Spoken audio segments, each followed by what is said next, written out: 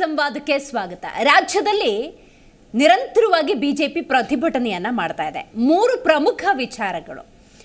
ಅಗತ್ಯ ವಸ್ತುಗಳ ಬೆಲೆ ಏರಿಕೆ ಆಗಿರೋದ್ರಿಂದಾಗಿ ಜೀವನವನ್ನ ನಡೆಸೋದಕ್ಕೆ ಬಹಳ ದುಸ್ತರವಾಗ್ತಾ ಇದೆ. ಸರ್ವ ಜನಾಂಗದ ಶಾಂತಿಯ ತೋಟ ಅಂತ ನೀವಂದ್ರಿ, ಬಡವರ ಸರ್ಕಾರ ಅಂದ್ರಿ, ಗ್ಯಾರಂಟಿ ಯೋಜನೆಗಳು ಅಂತಂದ್ರಿ. ಆದರೆ ಅದು ಎಲ್ಲಿ ಹೇಗೆ ಅಂತ ಪ್ರಶ್ನೆಯನ್ನ ಬಿಜೆಪಿ ಹೋರಾಟದ ಮೂಲಕ ತಿಳಿಸ್ತಾ ಇದೆ. ಸ್ವಲ್ಪ ಅದನ್ನ ಇವತ್ತು ಬದಿಗಿಡೋಣ. ರೈಟ್, ಇನ್ನೆರಡು ವಿಚಾರಗಳ ವಿಷಯಕ್ಕೆ ಬರುವುದಾದ್ರೆ, ವಾಲ್ಮೀಕಿ ನಿಗಮದ ಅಕ್ರಮ, ಆ ಹಗರಣದ ಬಗ್ಗೆ ಆಗಾಗ ಧ್ವನಿ ಎತ್ತಿ ಹೋರಾಟವನ್ನ ಮಾಡಿ ಅದರ ಪ್ರತಿಫಲ ಎಂಬಂತೆ ಸಚಿವ ಸ್ಥಾನದಲ್ಲಿದ್ದಂತಹ ನಾಗೇಂದ್ರ ಅವರು ತಮ್ಮ ಸ್ಥಾನಕ್ಕೆ ರಾಜೀನಾಮೆಯನ್ನು ನೀಡಿದ್ದಾರೆ. ತನಿಖೆ ಕೂಡ ಮುಂದುವರೆದಿದೆ. ಮೂರನೇ ವಿಚಾರಕ್ಕೆ ಬರೋಣ. ಮೂಡಾ ಹಗರಣ ಅಂದ ಸಂದರ್ಭದಲ್ಲಿ ನಿಜಕ್ಕೂ ಕೂಡ ತಲ್ಲಣದ ಪರಿಸ್ಥಿತಿ. ಕಾರಣ ಇದರಲ್ಲಿ ಪ್ರಮುಖವಾಗಿ ಘನತೆವೆತ್ತ ಮುಖ್ಯಮಂತ್ರಿಗಳ ಹೆಸರು, ಅವರ ಪತ್ನಿಯ ನಿವೇಶನದ ವಿಚಾರವಾಗಿ ಮತ್ತು ಉಳಿದಂತೆ ಮೂಡಾದಲ್ಲಾಗಿರುವಂತಹ ಅಕ್ರಮದ ಕುರಿತಂತೆ ಬಿಜೆಪಿ ನಿರಂತರವಾಗಿ ಪ್ರತಿಭಟನೆ ಅನ್ನೋದನ್ನ ಮಾಡ್ತಾ ಇದೆ. ಆದರೆ ಇವತ್ತು ಕೇಂದ್ರ ಸಚಿವರಾಗಿರುವಂತಹ ಎಚ್ ಡಿ ಕುಮಾರಸ್ವಾಮಿಯವರು ಈ ಹಗರಣಕ್ಕೆ ಸಂಬಂಧಪಟ್ಟಂತೆ ಒಂದು ಟ್ವಿಸ್ಟ್ ಅನ್ನ ಕೊಟ್ಟಿದ್ದಾರೆ. ಅಸಲಿಗೆ ಎಚ್ ಡಿ ಕುಮಾರಸ್ವಾಮಿ ಅವರು ಯಾವ ಅರ್ಥದಲ್ಲಿ ಮಾತಾಡಿದ್ರು ಮತ್ತು ಈ ಹೊಸ ಟ್ವಿಸ್ಟ್ ಏನು, ಎಚ್ ಡಿ ಕುಮಾರಸ್ವಾಮಿ ಅವರು ಏನು ಹೇಳೋದಕ್ಕೆ ಹೊರಟಿದ್ದಾರೆ, ಇದೆಲ್ಲವನ್ನ ಇವತ್ತಿನ ನಮ್ಮ ಕಾರ್ಯಕ್ರಮದಲ್ಲಿ ಚರ್ಚೆ ಮಾಡೋಣ. ನಾನು ದಿವ್ಯಶ್ರೀ.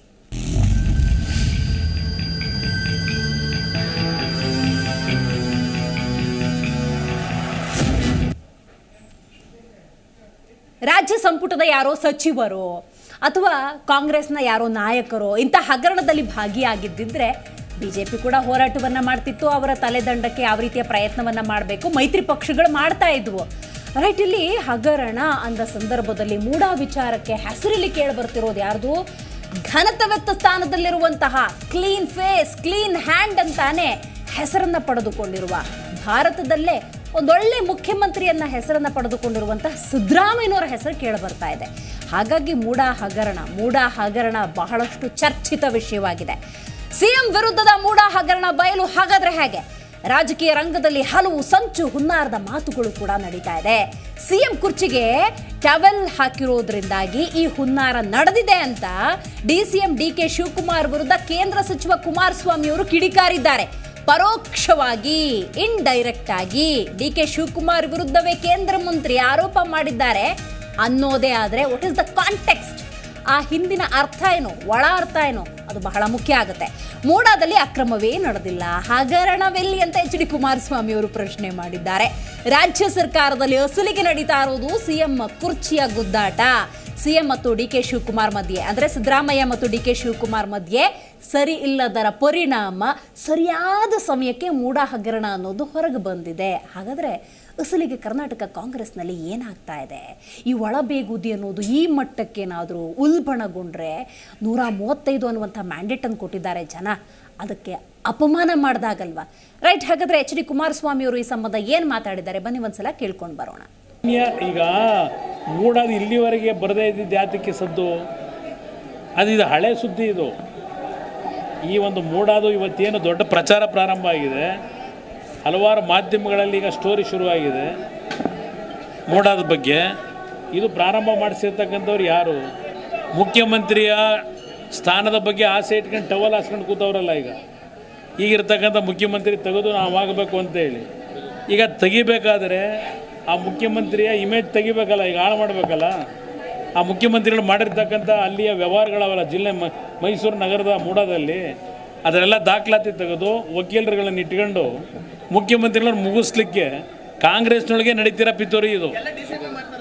ಅದು ಯಾರು ಗೊತ್ತಿಲ್ಲಪ್ಪ, ಕಾಂಗ್ರೆಸ್ ಎಲ್ಲ ಮಾಡ್ತಾರೆ ಅಂತೇಳಿ ರಾಜಕೀಯದ ವಲಯದಲ್ಲಿ ಚರ್ಚೆ ನಡೀತಾ ಇದೆ. ನಮ್ಮ ಸರ್ಕಾರ ಇರಲಿಲ್ಲ, ಏನು ಆಗಿದೆ ಅಂತ ಯಾಕೆ ನಮ್ಮ ಸ್ಟೇಟಲ್ಲಿ ಪೊಲೀಸ್ ಇಲ್ವಾ?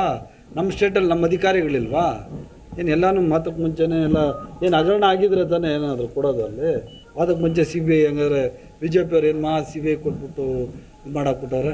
ನಮ್ಮ ಪೊಲೀಸ್ ಎಲ್ಲ ಇನ್ವೆಸ್ಟಿಗೇಷನ್ ಮಾಡೋರು, ಎಷ್ಟು ಸಿ ಬಿ ಐ ಕೊಟ್ಟವ್ರೆ? ಅಲ್ಲಿ ಹಗರಣ ನಡೆದಿದ್ರೆ ತಾನೇ ಸಿ ಬಿ ಐ ಕೊಡೋದು. ಅದಕ್ಕೆ ತಾನೇ ಇಬ್ಬರು IAS ಆಫೀಸರ್ಸು ಎನ್ಕ್ವೈರಿ ನಡೆಸ್ತಾವ್ರೆ. ನಡೆಸಿದ ಮೇಲೆ ಗೊತ್ತಾಗ್ತದೆ ಅದರಲ್ಲಿ ಏನು ಸತ್ಯ ಇದೆ, ಸುಳ್ಳಿದೆಯಾ, ಈ ವಿರೋಧ ಪಕ್ಷದವ್ರು ಏನು ಆಪಾದನೆ ಮಾಡ್ತಾ ಇದ್ದಾರೆ, ಸುಳ್ಳಿದೆಯಾ ಸತ್ಯ ಇದೆಯಾ ಅಂತ ಗೊತ್ತಾಗ್ತದೆ. ರೈತರುಗಳು ಕೊಟ್ಟಿದ್ದಾರಾ ಇಲ್ಲ ಅನ್ನೋದು ಪ್ರಶ್ನೆ. ರೈತರುಗಳು ಕೊಡಿದಿರ ಬೇರೆ 3ನೇ ವ್ಯಕ್ತಿಗಳು ಕೊಟ್ಟಿದ್ದಾರೆ ಅನ್ನೋದು ಬಿ ಜೆ ಪಿಯವರ ಆಪಾದನೆ. ಅದಕ್ಕೇ 2 IAS ಆಫೀಸರ್ಗಳವರ ನೇತೃತ್ವದಲ್ಲಿ ಎನ್ಕ್ವೈರಿ ಮಾಡಲಿಕ್ಕೆ ಕೊಟ್ಟಿದ್ದೀವಿ. 4 ವಾರಗಳ ಸಮಯ ಕೊಟ್ಟಿದ್ದೀವಿ. 4 ವಾರಗಳ ಸಮಯ ಕಳೆದಿರೇ ಇವರು CBI ಕೊಡಬೇಕು, FBI ಕೊಡಬೇಕು, ಇನ್ನೊಂದು ಯಾವುದಕ್ಕೂ ಕೊಡಬೇಕು ಅಂದರೆ ಆಗ್ತದಾ? ಇದನ್ನೆಲ್ಲ BJP ಅವರು ಮತ್ತು JDS ಅವರೆಲ್ಲ ಹೇಳ್ದಂಗೆ ಮಾಡೋಕ್ಕಾಗಲ್ಲ. ಸರ್ಕಾರ ಇದೆ, ತಂದೆ ಸಿಸ್ಟಮ್ ಇದೆ, ಅದು ಕಾರ್ಯನಿರ್ವಹಿಸ್ತಾರೆ. ಏನೇ ಆಗಿದೆ ಅಂತ HD ಕುಮಾರಸ್ವಾಮಿ ಅವರು ಹೇಳ್ದಂಗೆ ಈ ಪ್ರಶ್ನೆ ಬರೋದಂತೂ ನಿಜ. ಯಾಕಂದರೆ ಇಷ್ಟು ದಿವಸ ಕಾಣದ ಹಗರಣ, ಕಂಡುಕೊಳ್ಳದ ಈ ಪ್ರಕರಣ ಈಗ ಹೊರಗೆ ಬರ್ತಿದೆ ಅನ್ನೋದಾದರೆ ಯಾವ ಕಾರಣಕ್ಕೆ ಅಂತ. ಎಸ್, ಅಫ್ಕೋರ್ಸ್ ಈ ಆಯಾಮದಲ್ಲೂ ಕೂಡ ಕೊಂಚ ಯೋಚನೆಯನ್ನು ಮಾಡಬೇಕಾಗತ್ತೆ. ಆದರೆ ನೋಡಿ, ರಾಜ್ಯದಲ್ಲಿ CM ಗಾದಿಗಾಗಿ DK ಶಿವಕುಮಾರ್ ಅವರು ತಮ್ಮದೇ ಆದಂಥ ಪ್ರಯತ್ನವನ್ನು ನಡೆಸ್ತಾ ಇದ್ದ ಸಂದರ್ಭದಲ್ಲೇ CM ಸಿದ್ದರಾಮಯ್ಯ ಬಣದ 3-4 ಜನ ಬಂದ್ಬಿಟ್ಟು ನಾಯಕರು DCM 3 ಜನ ಆಗಬೇಕು, ಸಮುದಾಯವನ್ನು ಮೇಲೆತ್ತಬೇಕು, ಈ ಥರದೊಂದು ಮಾತುಕತೆಯನ್ನು ನಡೆಸ್ತಾರೆ. ಈ ನಡುವೆ ಬಹಿರಂಗವಾಗಿ ಹೇಳಿಕೆ ಕೊಡ್ತಿದ್ದಾಗ ಕಾಂಗ್ರೆಸ್ನ ಹೈಕಮಾಂಡ್ ಬಂದ್ಬಿಟ್ಟು ಯಾರು ಬಹಿರಂಗವಾಗಿ ಮಾತಾಡೋಂಗಿಲ್ಲ, ಸರಿಯಾದಂಥ ಕ್ರಮವನ್ನು ತೆಗೆದುಕೊಳ್ಬೇಕಾಗತ್ತೆ ಅಂತ ಹೇಳ್ತಾರೆ. ಈ ನಡುವೆ ಅಸಲಿಗೆ ಒಂದು ಪ್ರಶ್ನೆ ಏನು ಬರುತ್ತೆ ಗೊತ್ತಾ? ಕಾಂಗ್ರೆಸ್ನಲ್ಲಿ ಏನಾಗ್ತಾ ಇದೆ? ಈ ಒಳಬೇಗುದಿ ಅನ್ನೋದು ಈ ಮಟ್ಟಕ್ಕೆ ಉಲ್ಬಣ ಆದರೆ ರಾಜ್ಯದ ಜನತೆ ಕೊಟ್ಟಿದ್ದಾರೆ ನೋಡಿ, ಆ ಮ್ಯಾಂಡೇಟ್ಗೆ ಬಹುದೊಡ್ಡ ಅವಮಾನ ಮಾಡಿದ ಹಾಗೆ. ನೀವು ನಿಮ್ಮ ಕೆಲಸ ಏನಾಗಿರಬೇಕು? ಅಭಿವೃದ್ಧಿ. ನಿಮ್ಮ ಕೆಲಸ ಏನಾಗಬೇಕು? ಜನರನ್ನು ಅಭಿವೃದ್ಧಿಯತ್ತ, ಸುಭಿಕ್ಷವಾಗಿ ಜೀವನ ನಡೆಸುವತ್ತ ಗಮನ ಹರಿಸಬೇಕು. ಈ ಥರದ ಕಾಳಗವನ್ನು ನೋಡೋದಕ್ಕಲ್ಲ ಜನ ಕೊಟ್ಟಿರೋದು ಈ ಒಂದು ಮ್ಯಾಂಡೇಟ್. ರೈಟ್, ಈ ಬಗ್ಗೆ ಮಾತಾಡಲಿಕ್ಕೆ ಮೊದಲನೇದಾಗಿ ನಮ್ಮ ಕಾರ್ಯಕ್ರಮದಲ್ಲಿ AAP ವಕ್ತಾರಾಗಿರುವಂಥ ಅನಿಲ್ ನಾಚಪ್ಪ ಅವರಿದ್ದಾರೆ. ನಮಸ್ಕಾರ ಅನಿಲ್ ಅವರೇ. ಇನ್ನು YEP ಅಧ್ಯಕ್ಷರಾಗಿರುವಂಥ ಶಾಬಾಸ್ ಖಾನ್ ಇದ್ದಾರೆ. ನಮಸ್ಕಾರ. BJP ವಕ್ತಾರರು ಗೋವಿಂದರಾಜು ಅವರಿದ್ದಾರೆ. ನಮಸ್ಕಾರ. ಕಾಂಗ್ರೆಸ್ ವಕ್ತಾರರು ಸತ್ಯಪ್ರಕಾಶ್ ಅವರು ಝೂಮ್ನಿಂದ ಕನೆಕ್ಟ್ ಆಗ್ತಾ ಇದ್ದಾರೆ. ಸತ್ಯಪ್ರಕಾಶ್ ಅವರೇ ನಮಸ್ಕಾರ. ಸತ್ಯಪ್ರಕಾಶ್ ಅವರೇ, ನನ್ನ ಧ್ವನಿ ನಿಮಗೆ ಕೇಳಿಸ್ತಾ ಇದ್ರೆ ನಮಸ್ಕಾರ. ನಮಸ್ತೆ. ರೈಟ್ ಸರ್, ಮಾತಾಡ್ತೀನಿ, ಹಾಗೆ ಸಂಪರ್ಕದಲ್ಲಿರಿ. JDS ವಕ್ತಾರರಾಗಿರುವಂತಹ ಪ್ರಶಾಂತಿ ಅವರು ಝೂಮ್ನಿಂದ ಕನೆಕ್ಟ್ ಆಗ್ತಾ ಇದ್ದಾರೆ. ನಮಸ್ಕಾರ ಪ್ರಶಾಂತಿ ಅವರೇ. ನಮಸ್ತೆ ಪ್ರಶಾಂತಿ ಅವರೇ, ನಿಮ್ಮಿಂದಲೇ ಇವತ್ತು ಮಾತಿನ ಆರಂಭ. ಕಾರಣ, ಇವತ್ತು ಚರ್ಚಾ ವಸ್ತು HD ಕುಮಾರಸ್ವಾಮಿ ಅವರು ಆಡಿರುವಂತಹ ಮಾತೇ ಆಗಿದೆ. ಹಾಗಾಗಿ ಏನದ್ದು ಕಾಂಟೆಕ್ಸ್ಟ್ ಹೇಳಬೇಕು. ಮೂಡ ಹಗರಣ ಈಗ ಬಯಲಿಗೆ ಬಂದಿದೆ ಅನ್ನೋದೇ ಆದರೆ ಅದಕ್ಕೊಂದು ಕಾರಣ ಇರಬೇಕಲ್ಲ. ಕಾಂಗ್ರೆಸ್ನ ಒಳಬೇಗುದಿಯ ಸಮಸ್ಯೆಯಿಂದಾನೇ ಸರಿಯಾದ ಟೈಮಿಗೆ ಕಾಂಗ್ರೆಸ್ನವರೇ ಹೊರಗೆ ತಂದಿರುವಂತಹ ಹಗರಣ ಇದು ಅಂತ ಕುಮಾರಸ್ವಾಮಿ ಅವರು ಹೇಳ್ತಾ ಇದ್ದಾರೆ. ಇದರಲ್ಲಿ ಏನಾದರೂ ಬೇರೆ ಒಳ ಅರ್ಥಗಳಿದ್ದಾವ? ತಿಳಿಸ್ಕೊಡ್ಬೇಕು. ಸರಿ ಮೇಡಮ್, ಇದು ಏನಾಗಿದೆ ಅಂತ ಹೇಳಿದ್ರೆ, ಇವತ್ತು ಮೊನ್ನೆ ಏನು ಒಕ್ಕಲಿಗರ ಸಮಾಜದಲ್ಲಿ ಏನು ಚಂದ್ರಶೇಖರ್ ಸ್ವಾಮೀಜಿ ಅವರು ಹೇಳಿರುವಂತಹ ಒಂದು ಹೇಳಿಕೆ ಏನಿದೆ, ಈಗಲಾದ್ರೂ ನೀವು ಕುರ್ಚಿ ಬಿಟ್ಕೊಡಿ, ಏನೋ ಒಕ್ಕಲಿಗರ ಒಂದು DK ಶಿವಕುಮಾರ್ ಅವರು ಒಂದ್ ಸ್ವಲ್ಪ ಅದನ್ನ ಅನುಭವಿಸ್ಲಿ ಅಂತ ಹೇಳಿದ್ರು. ಸೊ ಹಾಗಾಗಿ ಅವರಿಂದ ಕೆಲವು ಒಂದು ಏನು ಒಳಬೇಗುದಿ ಅಂತ ಹೇಳ್ತಾ ಇದ್ದೀರಾ, ಒಳಗೆ ಪಕ್ಷದ ಒಳಗೇನೆ ಏನೋ ವಿರೋಧಿಗಳು ಹುಟ್ಕೊಂಡಿದ್ದಾರೆ. ಯಾರಿಗೆ? ಸಿದ್ದರಾಮಯ್ಯ ಅವ್ರಿಗಾಗಿರ್ಬಹುದು, DK ಶಿವಕುಮಾರ್ಗಾಗಿರ್ಬಹುದು. ಸೊ ಇದನ್ನ ಕುಮಾರಣ್ಣ ಅವರು ಏನು ಬಿಡಿಸಿ ಹೇಳೋ ಅಂತ ಅಗತ್ಯನೂ ಇಲ್ಲ. ಸೊ ಈ ಹಗರಣ ಯಾವತ್ತೋ ಇವಾಗ ಯಾಕೆ ಬಂತು ನೋಡಿ. ಇವಾಗ DK ಶಿವಕುಮಾರ್ ಅವ್ರಿಗೆ CM ಪೊಸಿಷನ್ ಬೇಕು ಅನ್ನೋ ಒಂದು ಕಾರಣ ಎಲ್ಲಾ ರೀತಿಯಲ್ಲೂ ಕಾಣಿಸ್ತಾ ಇದೆ. ಈಗ ಇಲ್ಲ, ನಿಮ್ಮಲ್ಲಿ ಕೆಲವೊಂದೊಂದು ಆರೋಪಗಳಿವೆ, ನೀವು ಒಂದು ಆರೋಪಗಳಿಂದ ನೀವು ಕಂಪ್ಲೀಟ್ ಆಗಿ ಮುಕ್ತರಾಗಿಲ್ಲ. ಹಾಗಾಗಿ CM ಸಿದ್ದರಾಮಯ್ಯನವರೇ ಇರ್ಲಿ ಅನ್ನೋದು ಒಂದ್ ಕಡೆ ಆದ್ರೆ, ಈಗ ಸಿದ್ದರಾಮಯ್ಯನವರು ಏನು ತುಂಬಾ ಕ್ಲೀನ್ ಚಿಟ್ ಹಿಡ್ಕೊಂಡ್ ಬಂದಿಲ್ಲ ನೋಡಿ. ಇವಾಗ ಕಾಣಿಸ್ತೀನಿ, ಒಂದೊಂದಾಗಿ ಅವ್ರದ್ದು ನಾನು ಎಳಿತೀನಿ ಅನ್ನೋ ರೀತಿಯಲ್ಲಿ ಕಾಣಿಸ್ತಾ ಇದೆ. ಸೊ ಹಾಗಾಗಿ ಇದೇನು BJP ಅವರಾಗ್ಲಿ ಇಲ್ಲ JDS ಅವರಾಗ್ಲಿ ಇದನ್ನ ಈ ಒಂದು ಹಗರಣ ಹೊರಗೆ ತಂದಂತದ್ದಲ್ಲ. ಇದು ಒಳಗಡೆ ಯಾವ ಒಂದು ಮುಖಂಡರು ಇದಾರೋ ಅವರೇ ತಂದಿರೋದು ಅನ್ನೋದು ಸ್ಪಷ್ಟವಾಗಿ ಕಾಣಿಸ್ತಾ ಇದೆ. ಸೊ ಹೀಗಾಗಿ ಇಷ್ಟು ದಿವಸ ಇಲ್ದೇ ಇರೋದು ಈಗ ಹೇಗೆ ಗೊತ್ತಾಯ್ತು ಅನ್ನೋ ಒಂದು ಕಾರಣ. ಸೊ ಇದೆಲ್ಲ ಕುರ್ಚಿಗಾಗಿ ಅಂತ ಏನ್ ಹೇಳ್ತಾರೆ ಕುಮಾರಸ್ವಾಮಿ ಅವರು, ಅದು ಖಂಡಿತವಾಗ್ಲೂ ಸತ್ಯ. ಇದು ಕುರ್ಚಿಗಾಗಿ ಮಾಡ್ತಾ ಇರೋ ಒಂದು ಆರೋಪಗಳು ಮತ್ತೆ ಪ್ರತ್ಯಾರೋಪಗಳು ಆಗಿದೆ. ಸೊ ಇದು ಮತ್ತೆ ಮತ್ತೊಂದೇನಂದ್ರೆ ಹೈಕಮಾಂಡ್ ಅಲ್ಲೂ ಕೂಡ ಹೈಕಮಾಂಡ್ ಅವ್ರು ಏನ್ ಮಾಡ್ತಾ ಇದಾರೆ ಅಂದ್ರೆ, ಇವಾಗ DK ಶಿವಕುಮಾರ್ಗೆ ನೋಡಿ, ಎಷ್ಟೋ ಅವರು ಇವತ್ತು ಅವರ ತಮ್ಮನ್ನೇ ಗೆಲ್ಲಿಸ್ಕೊಂಡು ಬಂದಿಲ್ಲ.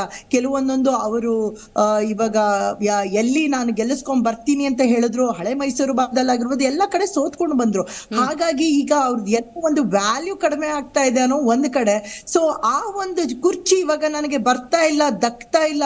ಈಗ ಅವ್ರ ಕಡೆನೆ DCMಗೆ ಬಹಳಷ್ಟು ಏನೋ ಆ ಪೊಸಿಷನ್ಗೆ ಬಹಳಷ್ಟು ಮುಖಂಡರು ಆ ಕಡೆಯಿಂದ ಸಿದ್ದರಾಮಯ್ಯ ಬಣದವರು ಕೇಳ್ತಾ ಇದ್ದಾರೆ, ಈ ಕಡೆ ಕೇಳೋ ಟೈಮಲ್ಲಿ ಇವರು ನನ್ಗೆ ಸರಿ ಆಯ್ತು ಕೊಡ್ತೀನಿ, ನಂಗೆ CM ಸ್ಥಾನ ಕೊಡಿ ಅಂತ ಹೇಳಿದಾಗ ಇದೆಲ್ಲ ಆರೋಪಗಳು ಹಗರಣಗಳು ಒಂದೊಂದಾಗಿ ಈಗ ಒಳ ಜಗಳಗಳು ಶುರು ಆಗಿದೆ ಅಂತ ಕೇಳ್ಪಟ್ವಿ. ಸೊ ಹಾಗಾಗಿ ಇವತ್ತಿಗೆ ಇನ್ನ ಕಾಂಗ್ರೆಸ್ ಸರ್ಕಾರ ಬೀಳೋದ್ರಲ್ಲಿ ಇನ್ನೇನು ನಾವು ಏನೋ ಕ್ಷಣಗಣನೆ ಏಳಿಸ್ತಾ ಇದೀವೋ ಏನೋ ಅನ್ಸೋ ಮಟ್ಟಿಗೆ ಬಂದಿದೆ. ಗೊತ್ತಾಯ್ತು. ರೈಟ್ ಅನಿಲ್ ಅವರೇ, ನೀವು ಹೇಳಬೇಕು. ಪಕ್ಷ ಅಂದಾಗ ಒಂದು ಮನೆ ಥರ ಅಂದ್ಕೊಳ್ಳೋಣ, ಸಮಸ್ಯೆಗಳು ತೀರಾ ಇರ್ತವೆ. CM ನಾನಾಗಬೇಕು ಅಂತ ಯಾರಿಗೆ ಆಸೆ ಇರಲ್ಲ. ಸಹಜವಾಗಿದ್ದ ಫಸ್ಟ್ ಲೈನ್ ಲೀಡರ್ಸಿಗೆ ಆಸೆ ಇರುತ್ತೆ, ಅವಕಾಶ ಸಿಕ್ಕಿರಲ್ಲ, ಸಚಿವ ಸ್ಥಾನದಲ್ಲಿ ಇರ್ತಾರೆ. ಆದರೆ ಅದಕ್ಕೊಂದು ವೇದಿಕೆ ಅಂತಿರುತ್ತೆ. ಅವರು ದೊಡ್ಡದೊಂದು KPCC ಕಟ್ಟಡನೂ ಕಟ್ಕೊಂಡಿದ್ದಾರೆ. ಅಲ್ಲಿ ಹೋಗಿ ಒಂದು ಮೀಟಿಂಗ್ ಮಾಡಿ ಡಿಸ್ಕಷನ್ ಮಾಡಿ ಒಂದು ಫೈನಲ್ ಔಟ್ಪುಟ್ಟನ್ನು ತಗೊಂಡೋಗಿ ಹೈಕಮಾಂಡಿಗೆ ಕೊಟ್ಟು, ನೋಡಿ ಇಂಥದ್ದೊಂದು ಬೇಡಿಕೆ ಇದೆ ಅಂದಾಗ ಹೈಕಮಾಂಡ್ ಅವ್ರು ಏನು ತಗೊಳ್ತಾರೆ ಅದು ತೀರ್ಮಾನ.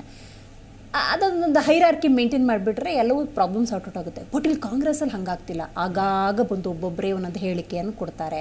DCM ಅಂತಾರೆ, CM ಗಾದಿ ಅಂತಾರೆ, ನಾನು ಎಲ್ಲರ ಮೇಲೆ ಕ್ರಮ ತಗೋತೀನಿ ಅಂತ DK ಶಿವಕುಮಾರ್ ಅವರು ಹೇಳ್ತಾರೆ. ಇವತ್ತು ನೋಡಿದ್ರೆ HD ಕುಮಾರಸ್ವಾಮಿ ಅವರು ಈಗ ಯಾಕೆ ಮೂಡ ಹಗರಣ ಬಂತು, ಸಿದ್ದರಾಮಯ್ಯನವ್ರಿಗಿರುವಂಥ ಕ್ಲೀನ್ ಇಮೇಜನ್ನು ಡ್ಯಾಮೇಜ್ ಮಾಡೋ ಹುನ್ನಾರ ಕಾಂಗ್ರೆಸ್ಸಲ್ಲೇ ನಡೀತಾ ಇದ್ದಾರೆ ಅಂತ ಈ ಆಯಾಮದಲ್ಲಿ ಯೋಚನೆ ಮಾಡಿದ್ರೆ ಏನು ಅನ್ಸುತ್ತೆ ನಿಮಗೆ? ಒಂದು ಪ್ರಶ್ನೆ ಹಲವಾರು ಉತ್ತರಗಳು ಇದರಲ್ಲಿ ಸಿಗುತ್ತೆ. ಒಂದು, ನೀವು ಹೇಳ್ದಂಗೆ ಮೇಡಮ್, ಕಚೇರಿ ಒಳಗಡೆ ಕೂತ್ಕೊಂಡು ನಾನು ಆಗ್ತೀನಿ ಅಂತ ಹೇಳಿ ಅಷ್ಟು ಈಸಿಯಾಗಿ ಏನಾದರೂ CMನ ಆಯ್ಕೆ ಮಾಡೋದಾಗಿದ್ರೆ ಇದೀಗಾಗಲೇ DK ಶಿವಕುಮಾರ್ ಅವರೇ CM ಆಗಿ ಇರ್ತಾ ಇದ್ರು. ಯಾಕಂದ್ರೆ ಈ ಬಾರಿ ಎಲೆಕ್ಷನಲ್ಲಿ ಸಿದ್ದರಾಮಯ್ಯ ಸಾಹೇಬ್ರದ್ದು ಎಷ್ಟು ಕೊಡುಗೆ ಇದೆ, ಅದಕ್ಕಿಂತ ಹೆಚ್ಚಾಗಿ ಕ್ರೋಢೀಕರಣ, ಹಣ ಕ್ರೋಢೀಕರಣ ಮತ್ತು ಎಲೆಕ್ಷನ್ ಗೆಲ್ಲೋದ್ರಲ್ಲಿ DK ಶಿವಕುಮಾರ್ ಅವರ ಕೊಡುಗೆ ರಾಜ್ಯದ ಜನ ಮರೆಯೋಂಗಿಲ್ಲ. ಅದು ಎಲ್ಲರಿಗೂ ಗೊತ್ತಿರೋ ವಿಷಯ. ಒಂದು, ಇವತ್ತು ಏನು HDK ಸಾಹೇಬರು ಹೇಳ್ತಾ ಇದಾರಲ್ಲ, ಇದ್ರ ಅರ್ಥ ಸುಮಾರು 2-3 ದಿನಗಳಿಂದನೇ ಹೊಸ ಅರ್ಥಗಳು ಬರ್ತಾ ಇದೆ. ಇವತ್ತು ಸಿದ್ದರಾಮಯ್ಯ ಅವರು ಆಗಸ್ಟ್ ತಿಂಗಳಲ್ಲಿ ಅಹಿಂದ ಸಮಾವೇಶನ ನಾನು ಹುಬ್ಳಿಯಲ್ಲಿ ಮಾಡ್ತೀನಿ ಅಂತ ಹೊರಟಿರೋದು ಸಹ ಇದಕ್ಕೆ ಹೌದು, ಅಹಿಂದ ಸಮಾವೇಶ ಆಗ್ತಿದೆ ಅಕ್ಟೋಬರಲ್ಲಿ. ಅದನ್ನು ಹುಬ್ಳಿಯಲ್ಲಿ ಅತಿ ಹೆಚ್ಚು ಜನಗಳನ್ನ ಸೇರಿಸಿ ನಡೆಸ್ತೀನಿ ಅಂತ ಹೇಳ್ತಿರೋದಕ್ಕೂ ಪರ್ಯಾಯವಾಗಿ ಇವತ್ತು ಏನು HDK ಅವ್ರು ಹೇಳಿದ್ದಾರೆ ಅಂದರೆ, ಇದರಲ್ಲಿ ಸುಮಾರು ಒಳ ಅರ್ಥಗಳಿದೆ. ಕಾಂಗ್ರೆಸ್ ನಮ್ಮ ಪಕ್ಷ ಅಲ್ಲ, ನಮಗೇನು ಅನಿಸುತ್ತೆ ನಾವು ಹೇಳ್ಬೋದು. ನನ್ನ ಅನಿಸಿಕೆ ಏನು ಅಂದರೆ, 3 ಪಕ್ಷದ ದಿಗ್ಗದ ನಾಯಕರು ಸೇರಿಕೊಂಡು ಹೊಸ ಒಂದು ಕರ್ನಾಟಕದಲ್ಲಿ ಹೊಸ ಒಂದು ಪ್ರಾದೇಶಿಕ ಪಕ್ಷನ ಹುಟ್ಟುಹಾಕ ದಾರಿಯಲ್ಲಿದ್ದಾರೆ ಅಂತೇಳಿ BY ಯಡಿಯೂರಪ್ಪ ಸಾಹೇಬರು, HD ಕುಮಾರಸ್ವಾಮಿ ಮತ್ತು ಸಿದ್ದರಾಮಯ್ಯ ಸೃಷ್ಟಿ ಮಾಡಕ್ ಹೊರಟ್ರು. ನಿಜವಾಗ್ಲು ಯಾಕಂದ್ರೆ 3 ಮುಖಂಡರುಗಳು, ಉನ್ನತ ಮುಖಂಡರುಗಳು ಅವರವರ ಪಂಗಡಗಳಲ್ಲಿ, ಒಕ್ಕಲಿಗರಿಗೆ HDK ಆಗಿರ್ಬೋದು, ಕುರುಬರಿಗೆ ಸಿದ್ದರಾಮಯ್ಯ ಸಾಹೇಬರಾಗಿರ್ಬೋದು, ಮತ್ತೆ ಲಿಂಗಾಯತರಿಗೆ BY ಯಡಿಯೂರಪ್ಪ, ಈ 3 ಜನ 3 ಪಕ್ಷಗಳಲ್ಲಿ ಉನ್ನತ ಸ್ಥಾನದಲ್ಲಿದ್ದಾರೆ. HD ಕುಮಾರಸ್ವಾಮಿ ಅವರಿಗೇನು ತೊಂದರೆ ಆಗಲ್ಲ. ಇವತ್ತು ಇವೆರಡು ನಾಯಕರುಗಳಿಗೆ ಏನಾದರೂ ಈ ದೇಶದ ಏನು ನಮ್ಮ BJP ಕಾಂಗ್ರೆಸ್ ಪಕ್ಷದಿಂದ ತೊಂದರೆ ಆಗ್ಬೋದು ಅಂದಾಗೆಲ್ಲ ಈ ರೀತಿಯ ತಂತ್ರಗಳನ್ನ ನಡೆಸ್ತಾರೆ. ಇದು ರಾಜಕೀಯ ತಂತ್ರ.